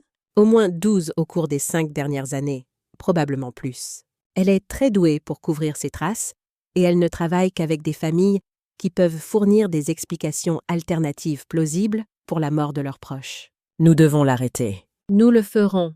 Mais d'abord, nous devons comprendre exactement ce que votre fils et votre belle-fille ont déjà mis en mouvement. Parce que selon mes sources, ils ont déposé des documents de succession préliminaires hier matin. Thomas sortit un dossier juridique épais, rempli de pages dactylographiées, portant des sceaux officiels. Ils prétendent que vous êtes décédé intestat, sans testament valide, ce qui ferait d'eux vos seuls héritiers légaux. Ils affirment également que tous les documents de planification successorale existants sont invalides parce qu'ils ont été signés alors que vous étiez mentalement incapable de prendre des décisions éclairées. Mais j'ai un testament. Un testament très spécifique et détaillé qui a été mis à jour il y a tout juste 2 ans, après la mort d'Henri. Mon avocate Catherine Bernard l'a rédigé personnellement. Je sais, je l'ai trouvé. Thomas ouvrit le dossier et sortit un document familier. Mon testament, avec ce qui semblait être ma signature en bas. Mais le texte était complètement différent de ce que je me souvenais avoir signé. Les dispositions, les bénéficiaires, tout avait été modifié. Ils l'ont remplacé, murmurai-je en parcourant le document falsifié. Ma main tremblait. Chaque page était une nouvelle trahison, une nouvelle preuve de la profondeur de leur complot. Ceci laisse tout à Julien avec des dispositions pour tous les enfants futurs qu'il pourrait avoir. Ils ont falsifié ma signature. Ils ont falsifié tout le document, y compris le bébé qu'ils viennent d'acquérir par l'intermédiaire de la clinique des étoiles, ajouta Thomas. Tout est parfaitement orchestré pour qu'ils héritent de tout et le transmettent à la génération suivante. Une génération qu'ils ont littéralement achetée. Je me levai et marchai jusqu'à la fenêtre de Marthe, regardant l'océan. Il y a 1 semaine, j'étais une veuve endeuillée essayant de maintenir une relation avec ma seule famille. Maintenant, j'étais une victime de meurtre qui avait survécu à son propre assassinat, découvrant que mon fils faisait partie d'une entreprise criminelle plus large ciblant les personnes âgées. Le soleil se couchait à l'horizon, peignant le ciel de nuances d'orange et de pourpre. Quelque part là-bas, des navires rentraient au port, des familles s'asseyaient pour dîner ensemble, des vies normales se poursuivaient. Et moi, j'étais ici, planifiant comment détruire mon propre fils. Il y a autre chose, dit Thomas doucement, m'arrachant à ma contemplation. Sa voix avait changé, devenant plus grave, plus hésitante, quelque chose qu'il ne voulait visiblement pas me dire. Concernant le bébé, je me retournais pour lui faire face, me préparant au pire. La mère biologique était une jeune fille de 17 ans, nommée Émilie Cartier. Une fugueuse de Lille, sans famille, sans système de soutien. Véronique Hall l'a trouvée dans un foyer pour sans-abri à Paris et lui a offert 50 000 € pour porter un bébé pour un couple aimant qui ne pouvait pas avoir d'enfant. Une adolescente. Ils ont exploité une adolescente. Mon estomac se serra davantage. Où est-elle maintenant? L'expression de Thomas était sombre, ses yeux évitant les miens pendant un moment avant de se fixer sur mon visage. Selon les dossiers médicaux, elle est décédée de complications lors de l'accouchement. Mais j'ai parlé à une infirmière de la clinique qui se souvient d'Émilie. Une fille en bonne santé, aucun facteur de risque, aucun signe de problème. Une grossesse normale jusqu'au jour où elle a accouché. L'implication resta suspendue dans l'air comme de la fumée toxique, emplissant la pièce d'une horreur indicible. « Ils l'ont tuée », dis-je, ma voix n'étant guère plus qu'un murmure. Je le pense aussi, mais je ne peux pas encore le prouver. Thomas rassembla ses photos, les organisant en piles nettes. Ce que je peux prouver, c'est que votre fils et votre belle-fille font partie d'une organisation criminelle qui assassine systématiquement des personnes âgées pour leur argent. Et demain matin, ils ont rendez-vous avec Véronique Hall pour finaliser le transfert légal de vos actifs. Je me rassis lourdement sur ma chaise, mon esprit fonctionnant à toute vitesse malgré l'épuisement qui me gagnait. Où aura lieu cette réunion? Au cabinet de Hall, 10 heures du matin. Je regardais Marthe, puis Thomas, puis les photos étalées sur la table, montrant mon fils serrant la main d'une tueuse professionnelle. Puis, Je suppose qu'il est temps pour Hélène Beaumont de ressusciter d'entre les morts. La partie la plus difficile dans la planification de son retour d'entre les morts est de décider quel public reçoit le choc en premier. Je pouvais confronter Julien et Amélie en privé, leur donner une chance de s'expliquer. Mais cela supposait qu'ils méritaient une explication. Ou je pouvais rendre ma résurrection publique, les laisser découvrir que j'étais vivante en même temps que le reste du monde. Je choisis l'option 3, la hantise stratégique. « Vous voulez faire quoi ?» demanda Thomas quand je lui expliquai mon plan. Nous étions assis dans la cuisine de Marthe, les restes de notre petit déjeuner encore sur la table, et la lumière matinale filtrant à travers les rideaux de dentelle. Je veux qu'ils sachent que je suis vivante, mais qu'ils ne sachent pas combien j'en sais sur leur opération. Je veux qu'ils aient peur, qu'ils soient déstabilisés, qu'ils commettent des erreurs. Marthe hocha la tête avec approbation, un sourire entendu se dessinant sur son visage ridé. Guerre psychologique. J'aime ça. C'est comme ce que nous faisions au Vietnam, semer le doute dans l'esprit de l'ennemi avant même que le premier coup de feu ne soit tiré. Le plan était simple, mais efficace. Pendant que Julien, Amélie et Véronique Hall seraient à leur réunion du centre-ville à diviser mes actifs, je ferais connaître ma présence de manière plus subtile, comme un fantôme qui laisse des traces de son passage, des indices qui font douter de la réalité. Thomas avait découvert qu'il gardait le bébé dans la maison de Julien pendant la journée, avec une infirmière privée qui avait été embauchée par l'une des sociétés écrans de Véronique Hall. L'infirmière, une femme nommée Léonie Martin, n'avait aucune idée qu'elle s'occupait d'un bébé qui avait été essentiellement acheté par la mort de sa mère adolescente. « Léonie est une bonne personne », m'assura Thomas après avoir effectué une vérification de ses antécédents. Mère célibataire de 2 enfants, diplôme d'infirmière de l'Université de Rennes, casier judiciaire vierge, excellente référence de ses précédents employeurs. Elle pense probablement qu'elle aide une famille légitime à s'occuper de leur enfant. Alors elle mérite de connaître la vérité. Ce matin-là, pendant que Julien et Amélie étaient au centre-ville à m'effacer légalement de l'existence, je me tenais sur le porche de mon ancienne demeure et je sonnais à la porte. Mon cœur battait fort dans ma poitrine, mais mes mains étaient étrangement calmes. C'était le moment que j'avais attendu, planifié, préparé pendant des jours. Léonie Martin était plus jeune que je ne m'y attendais, peut-être 35 ans, avec des yeux fatigués mais empreints d'une chaleur sincère. Elle avait le genre de visage qui inspirait immédiatement confiance, ouvert et honnête. Elle ouvrit la porte en tenant un biberon, vêtue d'une blouse médicale couverte de petits animaux de dessin animés. Un tablier était noué autour de sa taille et une odeur de lait chaud et de talc pour bébé flottait dans l'air. « Puis-je vous aider ?» demanda-t-elle poliment, sa voix légèrement surprise de voir une visiteuse à cette heure matinale. « Bonjour, Léonie. Mon nom est Hélène Beaumont.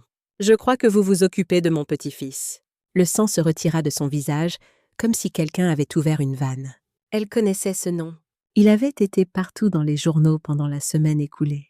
La riche veuve qui était morte dans un accident de bateau. La femme dont le visage avait été affiché sur tous les écrans de télévision du pays.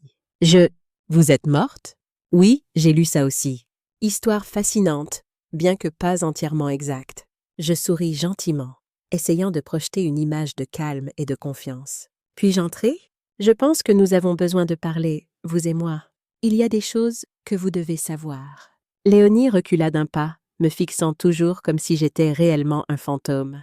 Mais ma présence très solide, très vivante, sur le seuil de la porte était difficile à nier. Les morts ne sonnent pas aux portes. Les morts ne portent pas des manteaux de laine et des chaussures sensées. Les morts ne vous regardent pas avec des yeux vifs et alertes. Je la suivis dans le salon. Mon ancien salon, cette pièce où j'avais passé tant de soirées avec Henri, à lire devant la cheminée, à discuter de nos journées, à rêver de l'avenir. Un bébé était assis dans un transat à bascule, gazouillant joyeusement, inconscient du drame qui se jouait autour de lui. « Oh !» soufflai-je en voyant le nourrisson pour la première fois. « Oh, toi, magnifique petit être !» Le bébé était parfait, peut-être 3 semaines, avec des cheveux sombres et de sérieux yeux bruns qui semblaient déjà porter la sagesse d'une vieille âme. Il portait une tenue coûteuse, probablement achetée dans une boutique de luxe du Marais, et la pièce autour de lui était remplie d'équipements pour bébé haut de gamme qui devait avoir coûté des milliers d'euros. Un berceau design, une table à langer en bois précieux, des jouets éducatifs importés. « Comment s'appelle-t-il » demandai-je en m'installant dans un fauteuil à côté du transat.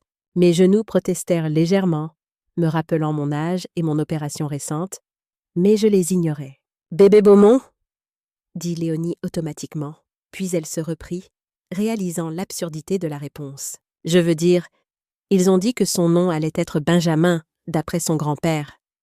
Mais ils n'ont pas encore décidé pour de bon. Ils hésitent entre plusieurs prénoms, apparemment. Ils n'ont pas décidé parce qu'ils ne le connaissent pas assez bien pour le nommer ? Dis-je doucement, ma voix teintée d'une tristesse sincère. Parce que ce n'est pas vraiment leur bébé, n'est-ce pas ? Léonie s'assit lourdement sur le canapé, ses jambes semblant soudain incapables de la porter. Son visage était un masque de confusion et de peur grandissante. Je ne comprends pas ce qui se passe. Vous êtes censée être morte. Les funérailles ont eu lieu. J'ai vu les photos dans les journaux. Et Julien et Amélie, ils sont censés être des parents en deuil qui avaient besoin d'aide avec leur nouveau-né pendant qu'ils géraient des affaires de famille. C'est ce qu'ils m'ont dit quand ils m'ont embauché. Léonie, j'ai besoin que vous écoutiez très attentivement ce que je vais vous dire. Ce bébé n'est pas l'enfant biologique de Julien et Amélie. Ils l'ont acquis par un arrangement de gestation pour autrui illégal qui a entraîné la mort de sa mère biologique, et ils ont tenté de me tuer il y a 6 jours pour pouvoir voler mon héritage et élever cet enfant comme leur héritier. C'est impossible. Sa voix était à peine un murmure, ses yeux écarquillés d'horreur. Julien est si gentil. Amélie m'a montré des photos de leur voyage de noces. Ils semblent si normaux, si amoureux. Je sortis les photos que Thomas avait prises, les documents que j'avais copiés du bureau de Julien, les preuves de l'opération criminelle de Véronique Hall. Je montrai tout à Léonie, regardant son expression passer de l'incrédulité à l'horreur alors que l'ampleur de la conspiration devenait claire. Chaque photo était un nouveau coup porté à ses illusions.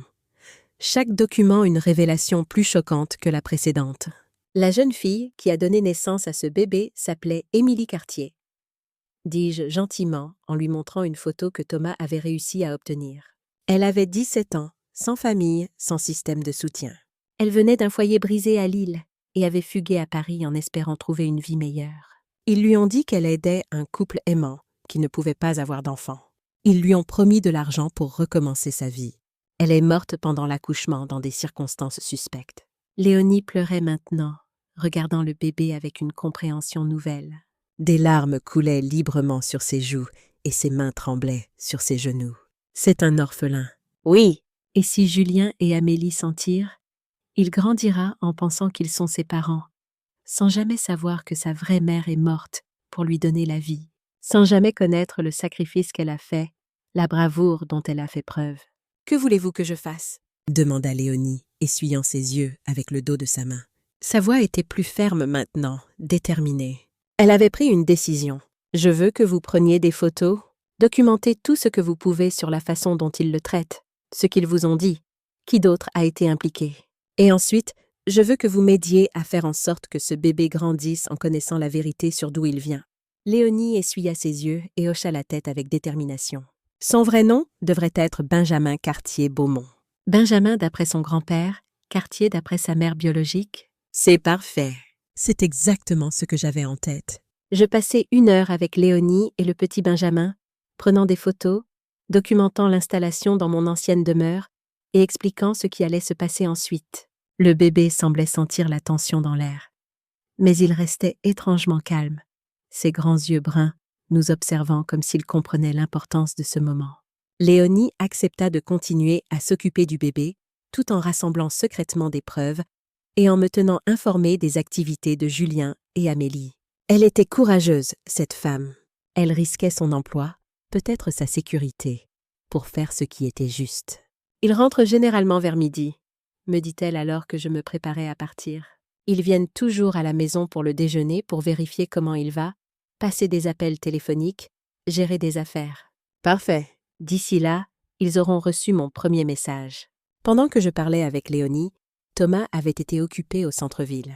Il s'était garé en face de l'immeuble de bureau de Véronique Hall, avec un téléobjectif, prenant des photos de Julien et Amélie entrant dans le bâtiment, rencontrant Hall, se serrant la main au-dessus de ce qu'ils pensaient être mon certificat de décès légal. Leur visage rayonnait de satisfaction. De cette satisfaction obscène des héritiers impatients qui voient enfin leur fortune à portée de main. Mais le vrai cadeau était ce que Jacques avait livré au bureau de leur avocat pendant qu'ils étaient en réunion. J'avais écrit un simple mot sur du papier à lettres élégant, le même papier que j'utilisais pour ma correspondance personnelle depuis des décennies.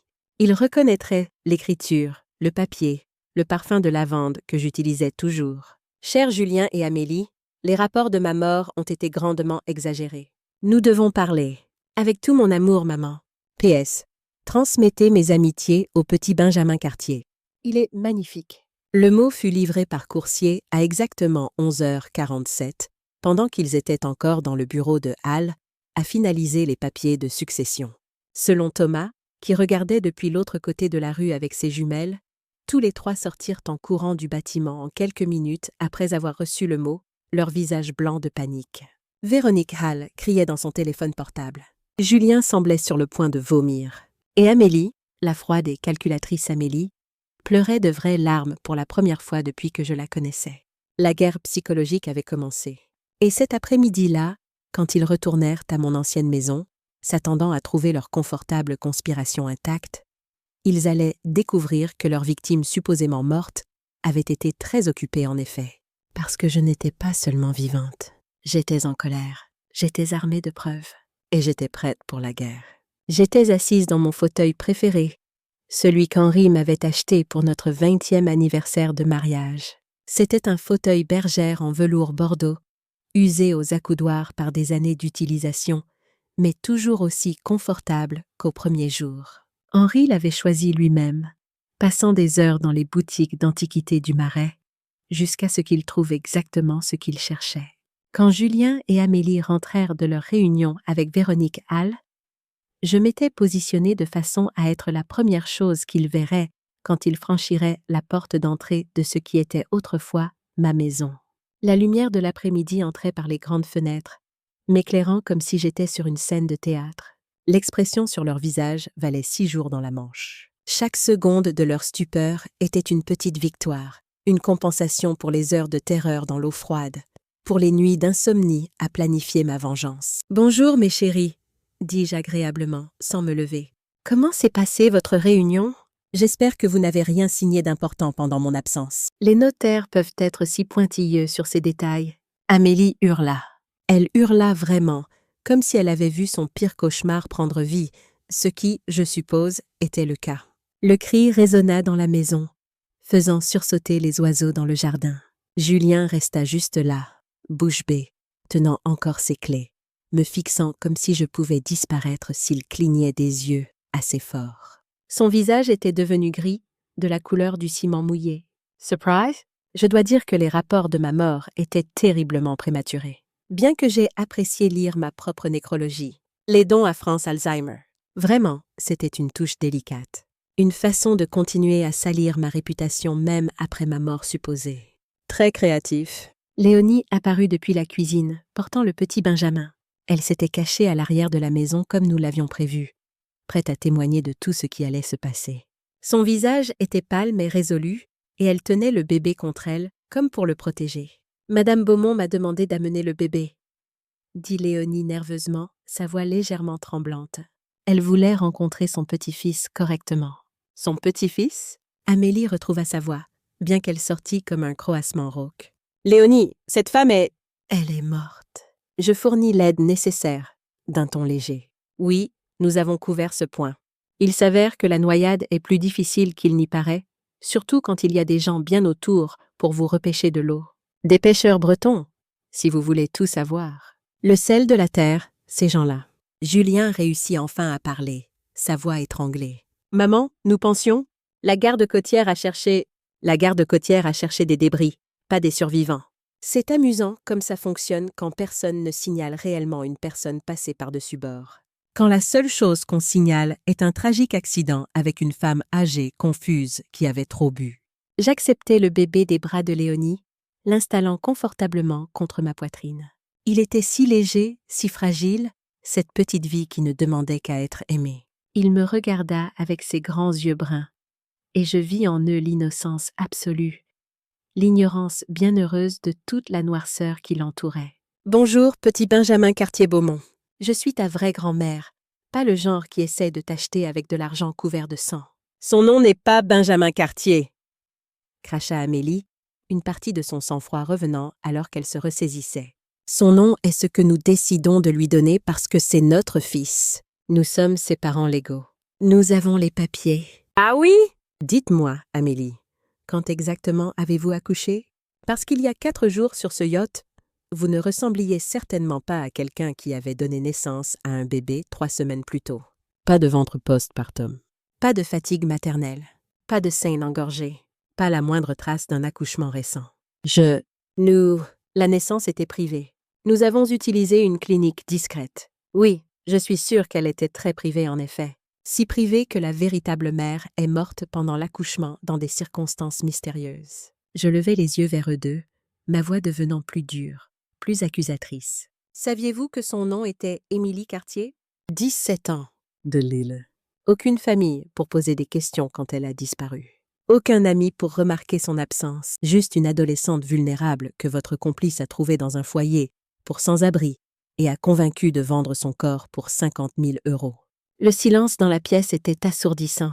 Léonie haleta, couvrant sa bouche de sa main. Même le bébé sembla sentir la tension, cessant de gazouiller pour nous observer avec une solennité inhabituelle pour son âge. « C'est impossible !» dit Julien, mais sa voix manquait de conviction. Ses yeux fuyaient les miens, regardant partout, sauf dans ma direction. Nous n'aurions jamais quoi? Jamais conspiré avec Véronique Hall pour faire fonctionner une opération de gestation pour autrui illégale? Jamais systématiquement empoisonné la réputation d'une femme âgée pour voler sa fortune? Jamais poussé votre propre mère par-dessus bord d'un yacht et l'avoir laissée pour morte? Je me levai lentement, tenant toujours le bébé. Mes hanches protestèrent, mais j'ignorais la douleur. Ce n'était rien comparé à la douleur de la trahison, à la douleur de découvrir que mon propre enfant était capable d'un tel mal. Quelle partie exactement n'auriez-vous jamais faite, Julien? Amélie se ressaisit la première, son choc se transformant en la froide calculatrice que j'avais vue sur le yacht. Cette femme était un caméléon, capable de changer de masque en un instant. Prouvez-le. Vous pouvez faire toutes les accusations que vous voulez, mais les prouver est une toute autre affaire. « Oh, ma chérie !» dis-je en souriant pour la première fois depuis leur arrivée. Vous n'auriez vraiment pas dû dire ça. Léonie, ça vous dérangerait d'emmener Benjamin dans sa chambre pour sa sieste? Demandai-je sans quitter Julien et Amélie des yeux. Les adultes ont besoin d'avoir une conversation. Après que Léonie fut partie avec le bébé, je me promenais jusqu'au manteau de la cheminée où Julien avait exposé plusieurs photos de famille dont aucune ne m'incluait. J'avais été effacée de l'histoire familiale comme si je n'avais jamais existé. À ma place, il y avait des photos de Julien et Amélie en vacances, de Julien recevant un prix professionnel, d'Amélie posant devant leur nouvelle voiture de luxe. « Asseyez-vous !» dis-je, ma voix portant l'autorité qui avait autrefois dirigé le personnel de Maison d'Henri. Tous les deux, ils s'assirent, ayant toujours l'air sous le choc, comme des enfants pris en faute qui attendent leur punition. Laissez-moi vous raconter ce que j'ai fait pendant la semaine passée, pendant que vous planifiiez mes funérailles et divisiez mes actifs. Je sortis un dossier en papier craft de derrière le coussin du fauteuil, où je l'avais caché en attendant leur arrivée. J'ai enquêté, j'ai appris, j'ai documenté, et j'ai découvert des choses qui m'ont brisé le cœur tout en me remplissant d'une rage comme je n'en avais jamais connue. J'étalais les photographies que Thomas avait prises sur la table basse. Julien et Amélie rencontrant Véronique Hall dans différents endroits. Plusieurs visites à la clinique des étoiles. Des documents financiers montrant les paiements en espèces pour le bébé, pour les faux rapports médicaux, pour les pots de vin aux officiels corrompus. « Voici Véronique Hall », dis-je en pointant vers une photo. Elle se spécialise dans l'aide aux familles, comme la vôtre, pour accélérer leurs héritages, à travers ce qu'elle appelle une intervention compassionnelle. En français simple, elle aide des parents cupides à assassiner des personnes âgées pour leur argent. « C'est ridicule », dit Amélie. Mais elle fixait les photos avec une alarme croissante, ses yeux sautant d'une image à l'autre. « Ah oui ?» Parce que j'ai la documentation d'au moins 6 autres cas où Véronique Hall a fourni une couverture légale pour des familles qui voulaient leurs proches âgés morts. 6 autres familles qui ont soudainement eu des accidents pratiques après avoir montré des signes de déclin mental qui se sont révélés plus tard avoir été artificiellement induits. Je sortis un autre ensemble de documents, des coupures de presse et des rapports de police que Thomas avait rassemblés. Comme Madame Éléonore Duval, 73 ans, qui est tombée dans les escaliers de sa propre maison 3 semaines après que son fils a commencé à ajouter des sédatifs à son thé du soir. Son fils a hérité de 2 millions d'euros. Ou Monsieur Charles Lefebvre, 68 ans, mort dans un accident de voiture isolé après que sa fille a convaincu son médecin que ses médicaments devaient être ajustés. Sa fille a hérité de 4 millions d'euros. Julien était devenu très pâle, de la couleur du lait caillé. « Maman, tu te fais peur avec des théories du complot. Ce ne sont pas des théories, mon fils. Ce sont des meurtres. Et vous faites partie de la même opération. Nous n'avons jamais tué personne, dit Amélie rapidement, ses mains agrippant les accoudoirs du canapé. Même si ce que vous dites sur cette femme Hall est vrai, nous n'avons jamais réellement fait de mal à personne. Vraiment? Et Émilie Cartier? Le silence qui suivit était plus éloquent que n'importe quel aveu. Qu'en est-il de la jeune fille de 17 ans dont vous avez acheté le bébé? La fille qui est morte pendant l'accouchement dans des circonstances suspectes? La fille dont la mort vous a donné l'héritier dont vous aviez besoin pour justifier d'hériter de ma fortune? Ça n'était pas. Nous ne savions pas. Julien commença, puis s'arrêta, incapable de finir sa phrase. Vous ne saviez pas quoi? Que Véronique Hall faisait fonctionner une opération de bébé au marché noir utilisant des adolescentes vulnérables? Que ces filles avaient l'habitude de mourir pendant l'accouchement? Que vous étiez complice d'un meurtre? Je sortis un autre document, le certificat de décès d'Émilie, que Thomas avait obtenu par ses contacts. Émilie Cartier est morte de ce que le médecin légiste a appelé un arrêt cardiaque inattendu pendant l'accouchement. Mais selon l'infirmière qui était présente, Émilie était en bonne santé, jeune, et ne montrait aucun signe de détresse jusqu'au moment où elle a cessé de respirer. Léonie était revenue et se tenait dans l'embrasure de la porte, écoutant tout. Son visage était un masque de dégoût et de tristesse mêlée. La même infirmière, continuai-je, qui a dit à mon enquêteur que Véronique Hall était présente pendant l'accouchement et qu'elle a personnellement administré ce qu'elle prétendait être un médicament de routine quelques minutes avant qu'Émilie ne fasse un arrêt cardiaque. Un médicament dont personne n'a pu identifier la composition exacte. « Votre enquêteur ?» demanda Julien faiblement. « Oh oui. Pensiez-vous que je gérais tout cela seul? J'ai un détective privé. Des photos de surveillance, des dossiers financiers, des documents médicaux et des témoignages de sources multiples. » Je souris froidement, savourant l'effet de mes paroles sur leur visage défait. J'ai aussi quelque chose d'autre que vous pourriez trouver intéressant. Je me dirigeai vers ce qui était autrefois le bureau d'Henri et ouvris le tiroir du haut, sortant un petit enregistreur numérique. J'ai enregistré toute cette conversation. Chaque mot que vous avez dit, chaque aveu que vous avez fait, chaque preuve que vous avez confirmée. Je brandis l'enregistreur comme un trophée. Saviez-vous qu'en France, l'enregistrement d'une conversation privée sans le consentement de toutes les parties est illégal? Mais l'utilisation de tels enregistrements comme preuve dans certaines circonstances, notamment pour prouver sa propre défense contre des accusations criminelles, peut être admise par les tribunaux. Et comme je me défends contre une tentative de meurtre, Amélie bondit sur ses pieds. Vous ne pouvez pas utiliser ça devant un tribunal. C'est de l'entrapment, ou quelque chose comme ça. En fait, c'est une preuve de conspiration, de fraude, de complicité de meurtre. Une preuve qui vous enverra tous les deux en prison pour très longtemps. Julien retrouva enfin sa voix, bien qu'elle fût réduite à un murmure rauque. « Qu'est-ce que tu veux? »« Ce que je veux ?» Je ris. Et ce n'était pas un son agréable. C'était le rire d'une femme qui a regardé dans l'abîme et a décidé de ne pas s'y laisser engloutir. « Je veux mon argent. Je veux que ce bébé soit correctement adopté par une famille qui l'aimera et lui dira la vérité sur sa mère biologique. Je veux que Véronique Hall soit arrêtée pour la tueuse en série qu'elle est. Et je veux que vous passiez tous les deux le reste de votre vie à vous souvenir que vous avez essayé d'assassiner votre propre mère pour de l'argent. »« Et si nous coopérons ?» demanda Amélie, sa voix prenant un ton calculateur. « Si vous coopérez, je pourrais envisager de ne pas porter plainte pour tentative de meurtre.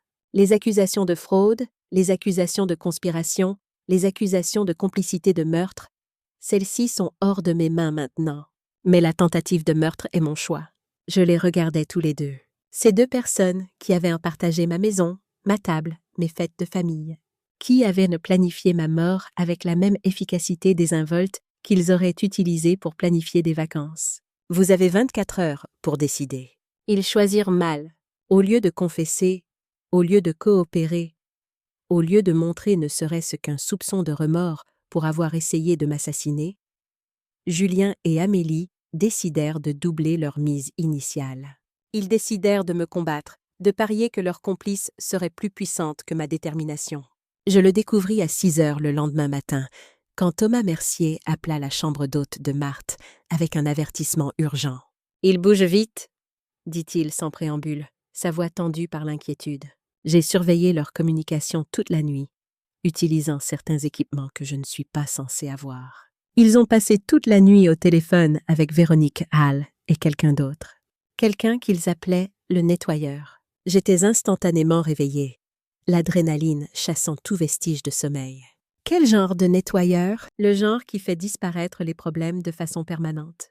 Ils prévoient de vous faire tuer à nouveau, et cette fois, ils veulent s'assurer que le corps est trouvé, pour qu'il n'y ait aucune question sur votre mort.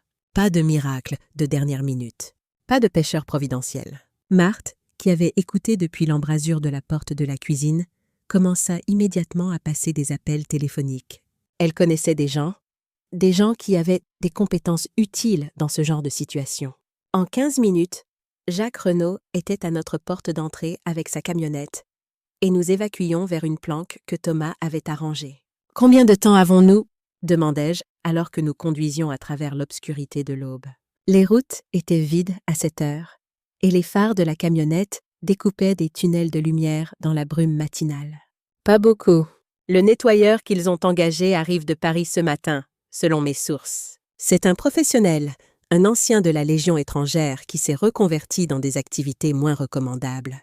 Il se spécialise dans les accidents qui ont l'air naturels et il a un taux de succès parfait. » La planque était un petit cottage sur une île privée accessible uniquement par bateau.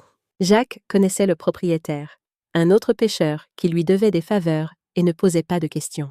L'île s'appelait l'île aux Mouettes, un nom poétique pour un refuge qui pourrait devenir notre dernier rempart contre des assassins professionnels.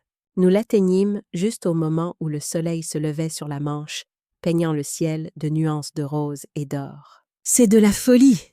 dis-je, assise à la table de cuisine du cottage avec une tasse de café, essayant de traiter ce qui se passait. Mon propre fils a engagé un tueur professionnel pour m'assassiner. Les gens font des choses terribles pour de l'argent, dit Jacques sombrement en me resservant du café. Mais nous n'allons pas les laisser s'en tirer. Thomas arrive 1 heure plus tard avec des nouvelles encore plus troublantes. Son visage était grave, les lignes autour de ses yeux plus prononcées que jamais. C'est pire que nous ne le pensions. Véronique Hall ne fait pas juste fonctionner un système de meurtre pour héritage. Elle fait partie d'un réseau plus large. Il étala des photographies et des documents sur la table.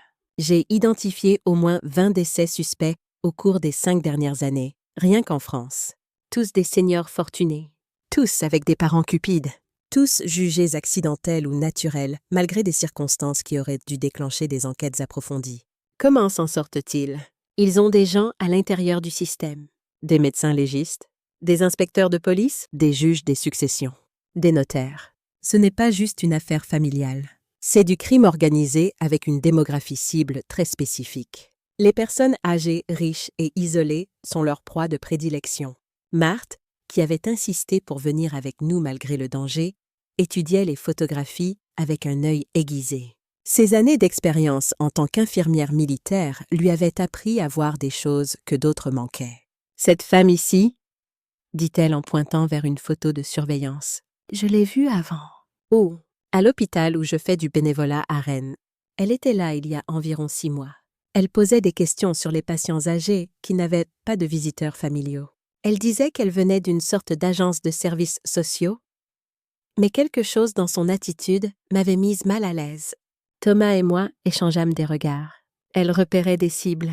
Et maintenant, ils viennent après vous parce que vous êtes la première personne qui a survécu à leur opération et qui peut témoigner de ce qu'ils font, dit Jacques en posant sa main sur mon épaule. Vous êtes la faille dans leur système parfait. Alors, nous devons nous assurer que mon témoignage est entendu avant qu'il n'ait une chance de me réduire au silence. Je passai le reste de cette matinée à tout écrire. Chaque détail de la trahison de Julien et Amélie. Chaque preuve que nous avions rassemblée sur l'opération de Véronique Hall. Chaque nom et date et transaction dont je pouvais me souvenir. Si quelque chose m'arrivait, au moins la vérité survivrait. Mais vers midi, le téléphone de Thomas sonna avec des nouvelles qui changèrent tout. « Ils ont trouvé le nettoyeur », dit-il après avoir terminé l'appel. Son visage était un masque d'incrédulité. Mort dans sa chambre d'hôtel à Rennes. Une balle dans la tête. Exécution professionnelle. Qu'est-ce que ça signifie? Ça signifie que Véronique Hall fait le ménage. Tous ceux qui peuvent la relier au réseau de meurtres sont éliminés, y compris potentiellement votre fils et votre belle-fille. La pensée que Julien soit assassiné aurait dû me terrifier. Au lieu de cela, je ressentis une froide satisfaction qui me surprit par son intensité. Une partie de moi, une partie sombre que je ne connaissais pas auparavant, pensa « Bien ». Qu'ils découvrent ce que ça fait d'être trahi par quelqu'un en qui ils avaient confiance. Mais Jacques secouait la tête. « Vous ne comprenez pas, Hélène. Si Hall élimine les témoins, cela vous inclut. » Mais cela inclut aussi ce bébé, Benjamin. Pourquoi? Un nourrisson orphelin sans tuteurs légaux est une fin de chaîne qu'elle ne peut pas se permettre. Elle le fera tuer aussi. Elle fera passer ça pour un accident tragique, une fuite de monoxyde de carbone, un incendie de maison, une mort subite du nourrisson, quelque chose qui élimine les preuves en même temps que le témoin. Mon sang se glaça. Nous devons le récupérer. C'est trop dangereux. Ils surveilleront votre ancienne maison, attendant que vous vous montriez. Alors je suppose que je vais devoir leur donner ce qu'ils attendent. Le plan était simple, ce qui le rendait terrifiant. Je me rendrai à Julien et Amélie, les laisserai penser qu'ils avaient gagné, et ferai confiance à Thomas et Jacques pour être en position de nous sauver, moi et le petit Benjamin, quand Véronique Hall se montrerait pour faire le ménage. « C'est le plan le plus stupide que j'ai jamais entendu, » dit Marthe, tandis que nous nous préparions à retourner sur le continent. Son visage était un masque d'inquiétude maternelle. « C'est la seule façon de sauver ce bébé, » répondis-je en vérifiant les dispositifs d'enregistrement cachés que Thomas m'avait donnés. De minuscules microphones cousus dans mes vêtements, une caméra dissimulée dans ma broche, un émetteur GPS caché dans ma montre, et d'obtenir assez de preuves pour faire tomber toute l'opération de Hall. Thomas avait surveillé les communications toute la matinée. Véronique Hall arrivait de Paris en voiture, prévoyant d'arriver à mon ancienne maison en début de soirée. Julien et Amélie avaient reçu l'ordre de m'avoir là vivante pour que Hall puisse m'interroger sur ce que je savais avant d'arranger mon dernier accident. « Ils pensent que je vais échanger ma vie contre celle du bébé, » dis-je à Jacques, tandis que son bateau approchait du quai à Honfleur. « Ils n'ont aucune idée que je planifie ça depuis des jours. » Les dispositifs d'enregistrement avaient été cachés dans toute mon ancienne maison, installés par Léonie Martin pendant que Julien et Amélie étaient sortis faire leurs arrangements avec Hall. Léonie avait aussi positionné des caméras à des endroits stratégiques et allait se cacher au sous-sol avec le petit Benjamin, prête à s'échapper par l'ancienne entrée de service si les choses tournaient mal. « Tu es sûr de toi ?» demanda Jacques en atteignant le quai. Ses yeux étaient pleins d'inquiétude, mais aussi de respect. « Je suis sûre que si je ne fais pas ça, un bébé innocent mourra à cause de la cupidité de mon fils. Ce n'est pas quelque chose avec quoi je peux vivre. J'ai vécu 67 ans. Benjamin n'a que 3 semaines. Si quelqu'un doit prendre des risques, ce devrait être moi. » Je m'approchais de la porte d'entrée de mon ancienne demeure à exactement 18 heures, comme convenu. Le soleil couchant baignait la façade de l'hôtel particulier d'une lumière dorée, presque paisible. On aurait dit une scène de carte postale, pas le décor d'une confrontation avec des meurtriers. Julien ouvrit la porte.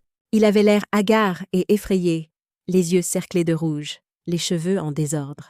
Pour la première fois depuis des années, il ressemblait au petit garçon que j'avais élevé, pas à l'homme cupide qu'il était devenu. « Maman », dit-il. Et pendant juste un moment, j'entendis mon petit garçon dans sa voix. L'enfant que j'avais élevé, aimé, pour qui j'avais tout sacrifié. « Bonjour, Julien. Je suis là comme promis. » Amélie faisait les 100 pas dans le salon, son calme habituel complètement brisé. Elle ressemblait à un animal en cage, ses mouvements saccadés et nerveux. « Elle sera là bientôt, » dit-elle sans me regarder. « Véronique Hall, je suis sûre qu'elle viendra. »« Maman ?» Julien commença, puis s'arrêta. Il semblait lutter avec quelque chose, un aveu peut-être, ou simplement l'incapacité de faire face à ce qu'il avait fait. « Je n'ai jamais voulu que ça aille aussi loin. Mais tu l'as permis, dis-je simplement.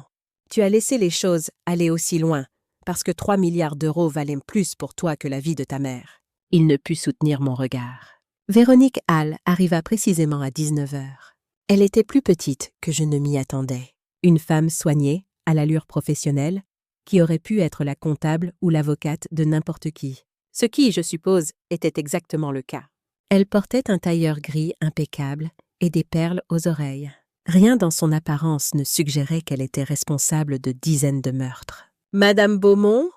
dit-elle agréablement, en tendant la main comme si nous nous rencontrions à une réception. « Je suis si heureuse que vous ayez survécu à votre accident de bateau. Nous avons beaucoup de choses à discuter. J'en suis sûre. » Elle s'assit en face de moi dans ce qui était autrefois mon propre salon, ouvrit un portfolio en cuir et commença à parler comme si nous négocions un contrat commercial. Sa voix était calme, mesurée, totalement dépourvue d'émotion. « Vous avez causé pas mal de problèmes à mes clients ?» dit-elle. Julien et Amélie ont suivi mes instructions précisément. Et pourtant vous voilà, très vivante et apparemment bien informée sur des questions qui ne vous concernent pas. Le meurtre me concerne, surtout quand c'est le mien. Je préfère penser à ce que nous faisons comme une accélération de la planification successorale. Aider les familles à accéder à des héritages qui seraient autrement bloqués pendant des années dans de longues procédures de succession. Elle sourit froidement, un sourire qui n'atteignait pas ses yeux. Nous fournissons un service précieux. Et les personnes âgées que vous tuez? Quel service leur fournissez-vous? La paix. Une fin à la confusion et à la peur qui accompagne le déclin cognitif lié à l'âge. Une mort digne qui permet à leur famille de se souvenir d'eux tels qu'ils étaient, pas tels qu'ils deviennent. Nous leur épargnons les années de dégradation, la perte de dignité. C'est un acte de miséricorde, vraiment. Je la fixais, stupéfaite par sa capacité à rationaliser le meurtre de masse. Cette femme avait construit un empire sur les cadavres de personnes âgées, et elle en parlait comme si elle dirigeait une œuvre de bienfaisance. « Combien? Combien quoi? Combien de personnes avez-vous tué ?» Elle consulta son portfolio comme si elle vérifiait des plannings de rendez-vous. Son doigt glissa le long d'une colonne de chiffres avec une désinvolture glaçante. Au cours des 5 dernières années, mes clients et moi avons résolu avec succès 37 cas impliquant des personnes âgées dont l'existence continue créait des difficultés financières et émotionnelles pour leur famille. 37 meurtres. Elle avouait 37 meurtres comme s'il s'agissait de déclarations d'impôts qu'elle avait remplies. Chaque chiffre représentait une vie, une histoire, des souvenirs effacés pour le profit. « Et vous prévoyez de faire de moi le numéro 38 ? Oh, Madame Beaumont, j'ai bien peur que vous serez le numéro 39. Nous avons dû résoudre une autre affaire plus tôt aujourd'hui. Un gentleman qui devenait trop curieux au sujet de nos opérations. Un journaliste d'investigation, si vous voulez tout savoir. Très ennuyeux. » Elle sourit. « Mais oui, vous allez malheureusement devoir avoir un autre accident. Plus permanent cette fois. Et le bébé ? Tragique fuite de monoxyde de carbone. Ces vieilles maisons, vous savez. Les systèmes de chauffage défectueux peuvent être si dangereux.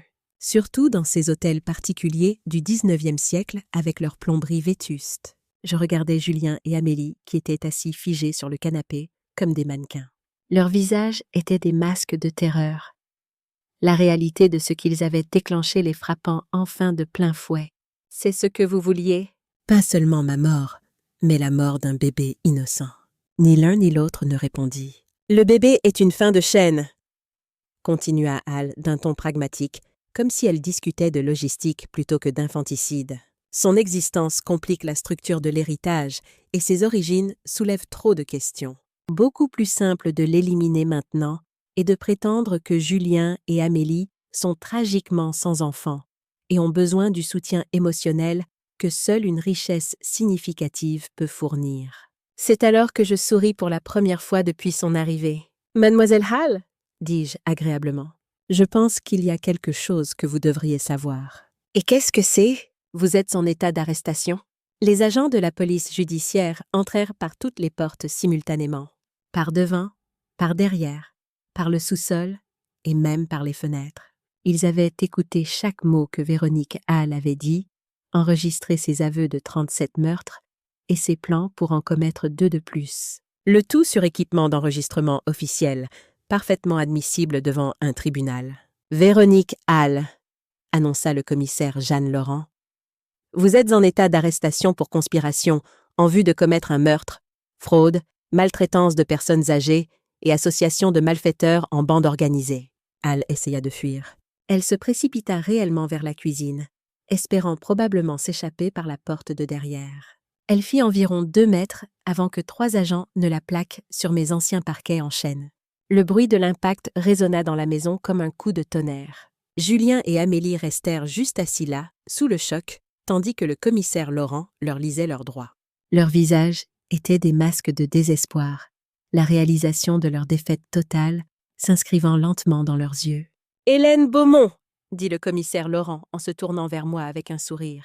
C'était extrêmement dangereux et extrêmement bien exécuté. « Vous avez du courage, madame. » Il s'avéra que Thomas Mercier n'était pas simplement un détective privé. C'était un ancien agent de la DGSI qui avait travaillé sous couverture pour enquêter sur le réseau de maltraitance des personnes âgées que Véronique Hall dirigeait depuis des années. Mon cas avait fourni l'opportunité parfaite pour amener Hall à avouer toute son opération sur bande. « Nous la traquions depuis 2 ans », expliqua le commissaire Laurent, alors que la maison se remplissait de techniciens de scène de crime. Mais elle était trop prudente, trop intelligente. Elle ne participait jamais directement au meurtre. Elle utilisait toujours des intermédiaires et s'assurait d'avoir une dénégation plausible. « Jusqu'à aujourd'hui », dis-je. Jusqu'à aujourd'hui, quand elle a avoué 37 meurtres, tout en planifiant 2 autres sur équipement d'enregistrement officiel. Elle s'est condamnée elle-même avec ses propres mots. Léonie Martin remonta du sous-sol, portant le petit Benjamin. Tous 2 étaient indemnes, bien que Léonie semblât sur le point de s'effondrer de soulagement. « C'est fini ?» demanda-t-elle, sa voix tremblante. « C'est fini !» confirmai-je en prenant le bébé dans mes bras. Au moins, la partie dangereuse est finie. La partie juridique prit des mois. Des mois de déposition, de comparution devant le tribunal, de paperasse interminable. Mais chaque formulaire signé, chaque témoignage donné était un pas de plus vers la justice. Julien et Amélie furent inculpés de conspiration en vue de commettre un meurtre, de fraude, de maltraitance de personnes âgées et de complicité de meurtre dans la mort d'Émilie Cartier. Ils acceptèrent tous 2 des accords de plaidés coupables. 25 ans pour Julien, 20 pour Amélie. Le jour où le juge prononça la sentence, je regardais mon fils être emmené par les gardes. Il se retourna une fois pour me regarder, et pendant un instant, je vis le petit garçon qu'il avait été, pas l'homme qu'il était devenu. Puis les portes se refermèrent et il disparut. Véronique Hall passa en procès et fut reconnue coupable de tous les chefs d'accusation. Prison à perpétuité sans possibilité de libération conditionnelle. Le jour du verdict, elle resta impassible, comme si tout cela ne la concernait pas. Le réseau qu'elle avait construit fut démantelé au cours de l'année suivante. 17 autres conspirateurs furent arrêtés, y compris des médecins légistes corrompus, des avocats en droit des successions, des notaires véreux et des membres de famille qui avaient participé au meurtre. L'enquête révéla que l'opération avait volé plus de 50 millions d'euros à des victimes âgées dans toute la France. Mais le résultat le plus important fut le petit Benjamin. Je l'adoptai légalement avec le plein soutien du système judiciaire et de la famille éloignée d'Émilie Cartier, qui fut retrouvée vivant en Belgique. Une tante et un oncle qui n'avaient pas eu de nouvelles d'Émilie depuis des années, mais qui pleurèrent de joie en apprenant qu'elle avait eu un fils. Ils furent reconnaissants que quelqu'un soit prêt à élever le fils d'Émilie et à lui dire la vérité sur sa courageuse jeune mère qui avait essayé de lui donner une vie meilleure. Son vrai nom est Benjamin Cartier-Beaumont, expliquai-je à la juge du tribunal familial, une femme dans la soixantaine aux cheveux gris et aux yeux bienveillants. Benjamin pour son grand-père Henri, Cartier pour sa mère biologique Émilie, et Beaumont parce que c'est la famille qui l'aimera et l'élèvera avec la vérité sur d'où il vient. La juge, qui avait suivi l'affaire de près dans les médias, sourit chaleureusement. Je pense qu'Émilie Cartier serait fière de la façon dont son histoire s'est terminée. Ce petit garçon aura une chance que sa mère n'a jamais eue. Dans les mois qui suivirent, j'établis la Fondation Émilie Cartier, dédiée à aider les adolescentes en crise et à fournir un soutien aux mères porteuses. Nous ouvrîmes des refuges à Paris, Lyon, Marseille et Lille, offrant un toit, une éducation et des perspectives d'avenir aux jeunes filles que la société avait abandonnées. Je créai aussi l'initiative Justice pour les aînés, une organisation à but non lucratif axée sur la prévention de l'exploitation financière des seniors et l'éducation du public sur les signes avant-coureurs de maltraitance des personnes âgées. Nous formâmes des milliers de professionnels de santé, de travailleurs sociaux et de forces de l'ordre à reconnaître les signaux d'alarme. Marthe Brisson devint une conseillère clé de l'initiative, utilisant son expérience d'infirmière pour former les prestataires de soins de santé à reconnaître les signes subtils de maltraitance des personnes âgées. À 75 ans passés, elle avait plus d'énergie que des gens de la moitié de son âge. Et sa passion pour protéger les vulnérables était contagieuse. Jacques Renaud offrit bénévolement son temps pour emmener des seniors en sortie de pêche le long de la côte bretonne, leur fournissant de la compagnie et un sens de l'aventure qui manquait à beaucoup d'entre eux depuis longtemps.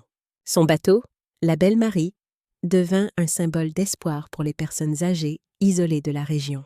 Même Thomas Mercier, l'agent Mercier, qui retourna à la DGSI à plein temps après l'affaire, resta impliqué. Il donnait des conférences aux forces de l'ordre sur comment identifier et enquêter sur les réseaux de maltraitance des personnes âgées. Mon cas était devenu une étude de référence, enseignée dans les écoles de police et les académies de gendarmerie. Quant à moi, je retournais vivre dans mon ancienne maison, celle remplie de souvenirs d'Henri et des temps plus heureux quand Julien était enfant. Mais je la redécorais complètement, transformant le bureau d'Henri en chambre d'enfant pour Benjamin. Les murs de sa chambre étaient couverts de photos d'Émilie, récupérées grâce à sa famille belge, pour qu'il grandisse en connaissant le visage de la courageuse jeune femme qui lui avait donné la vie. J'ai 72 ans maintenant, 5 ans plus tard, et Benjamin est un petit garçon remarquable qui sait exactement qui il est et d'où il vient. Il a les yeux de sa mère, cette même intensité brune qui semble voir au-delà des apparences. Il sait que sa mère biologique était une adolescente courageuse nommée Émilie qui voulait qu'il ait une bonne vie. Il sait que son père adoptif et sa belle-mère ont essayé de l'utiliser dans un stratagème qui a coûté la vie à Émilie. Et il sait que parfois, les gens qui sont censés vous aimer le plus sont ceux contre lesquels vous devez vous protéger. Léonie Martin travaille toujours pour nous, bien que maintenant en tant que nounou de Benjamin plutôt que comme infirmière embauchée. Elle est devenue comme une famille, et ses propres enfants viennent souvent jouer avec Benjamin les week-ends. Notre maison résonne de rires d'enfants, de pas qui courent dans les couloirs, de vie. Marthe tient toujours sa chambre d'hôte à Honfleur, bien qu'elle ait ajouté une activité parallèle en tant que consultante, aidant d'autres personnes âgées qui soupçonnent leur famille de ne pas avoir leurs meilleurs intérêts à cœur. Elle a sauvé des dizaines de vies, intervenant avant que les situations ne deviennent désespérées. Jacques Renaud fait toujours ses sorties de pêche en charter, mais il est aussi devenu une sorte de légende locale pour avoir repêché des grand-mères mourantes de la Manche. Les gens viennent de loin pour naviguer avec lui, espérant peut-être qu'un peu de sa bonté déteintera sur eux. Et Thomas Mercier, l'agent Mercier, travaille toujours pour la DGSI. Mais il m'envoie des cartes de Noël chaque année avec des photos d'autres personnes âgées dont il a sauvé la vie grâce à ce qu'il a appris de mon cas. Notre aventure ensemble lui a donné une mission, un sens renouvelé à son travail. Quant à Julien et Amélie, ils sont toujours en prison. Les années passent lentement derrière les barreaux et ils en ont encore beaucoup devant eux. Julien m'écrit des lettres parfois, essayant d'expliquer pourquoi il a fait ce qu'il a fait, demandant pardon, prétendant qu'il a été manipulé par des gens plus intelligents que lui. Les premières années, je n'ai pas répondu. Je n'arrivais pas à trouver les mots. La colère était trop fraîche, la blessure trop profonde. Mais le mois dernier, pour le 5e anniversaire de Benjamin, j'ai envoyé à Julien une photo de son fils. Non pas parce qu'il le mérite, mais parce que le pardon n'est pas une question de ce que les autres méritent. C'est une question de ce dont nous avons besoin pour nous guérir nous-mêmes. C'est une question de se libérer des chaînes de l'amertume et de la rancune. Benjamin regarda la photo avant que je ne l'envoie.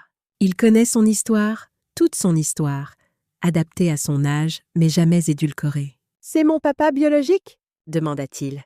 sa petite main touchant l'image de Julien dans sa combinaison de prisonnier. « Oui, mon chéri.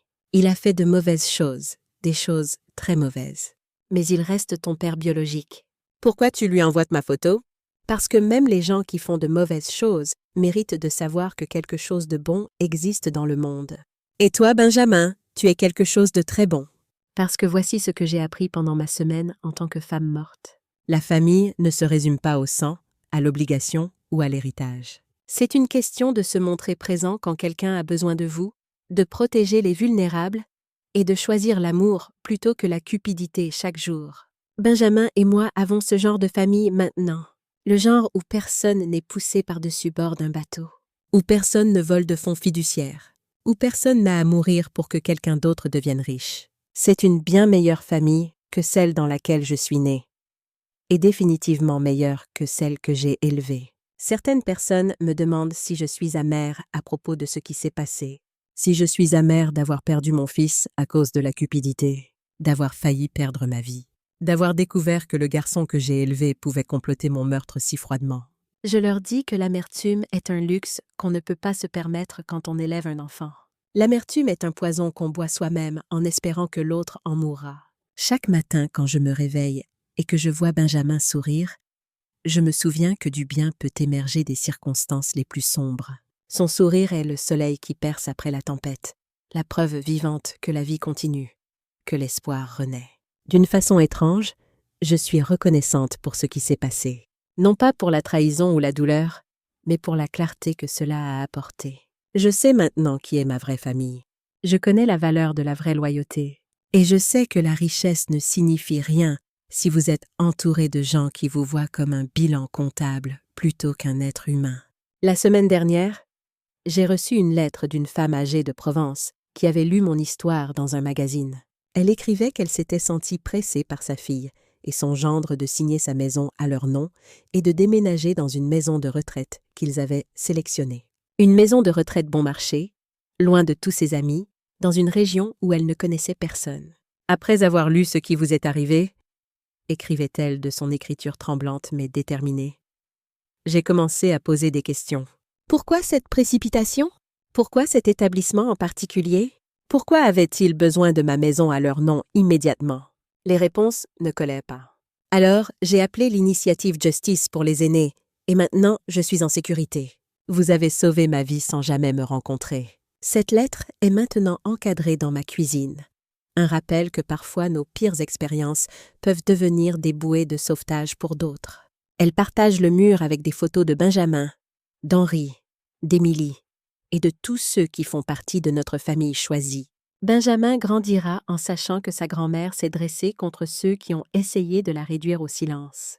Il saura que sa mère biologique, Émilie, était courageuse et pleine d'espoir, qu'elle a fait le sacrifice ultime pour lui donner une chance de vivre. Il saura que la famille peut se trouver dans les endroits les plus inattendus, avec des capitaines de bateaux de pêche et des propriétaires de chambres d'hôtes et des agents secrets qui vont au-delà de leurs devoirs. Plus important encore, il saura que la vraie richesse ne se mesure pas en euros ou en propriété ou en possession. Elle se mesure au courage de faire ce qui est juste, même quand c'est terrifiant. Elle se mesure à la force de recommencer après que tout vous a été enlevé. Et elle se mesure à la sagesse de reconnaître que parfois l'héritage le plus précieux n'est pas l'argent du tout. C'est la vérité. Alors voilà mon histoire. Comment je suis morte, revenue à la vie, et j'ai construit une meilleure famille à partir des cendres de la trahison.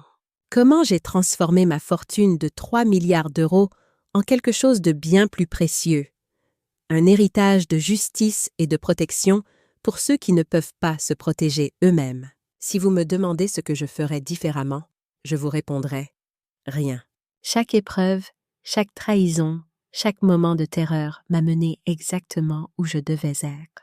Dans ce fauteuil, dans cette maison remplie de rires d'enfants, avec une famille qui m'aime pour qui je suis et non pour ce que je possède. Benjamin vient d'entrer dans la cuisine en courant, ses petits pieds nus claquant sur le parquet. Il tient un dessin qu'il vient de faire, un bateau sur une mer bleue, avec 2 silhouettes dessus, une grande et une petite. « C'est nous, mamie », dit-il fièrement, sur le bateau de Jacques. « Tu te souviens quand il nous a emmenés voir les dauphins ?»« Je me souviens, mon chéri. Je me souviens de tout, et je me souviendrai toujours.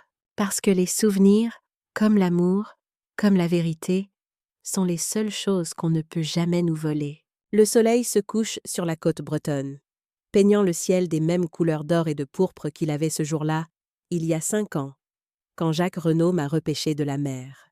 La vie est un cercle, dit-on. Les fins deviennent des commencements. Et parfois, la mort n'est que le début d'une nouvelle vie. Je serre Benjamin contre moi et je regarde le soleil disparaître à l'horizon. Demain sera un autre jour de cette vie improbable et merveilleuse que j'ai construite à partir des ruines de l'ancienne. Et je suis prête pour tout ce qu'il apportera. Parce que s'il y a une chose que j'ai apprise en mourant et en revenant à la vie, c'est ceci. Il n'est jamais trop tard pour réécrire sa fin.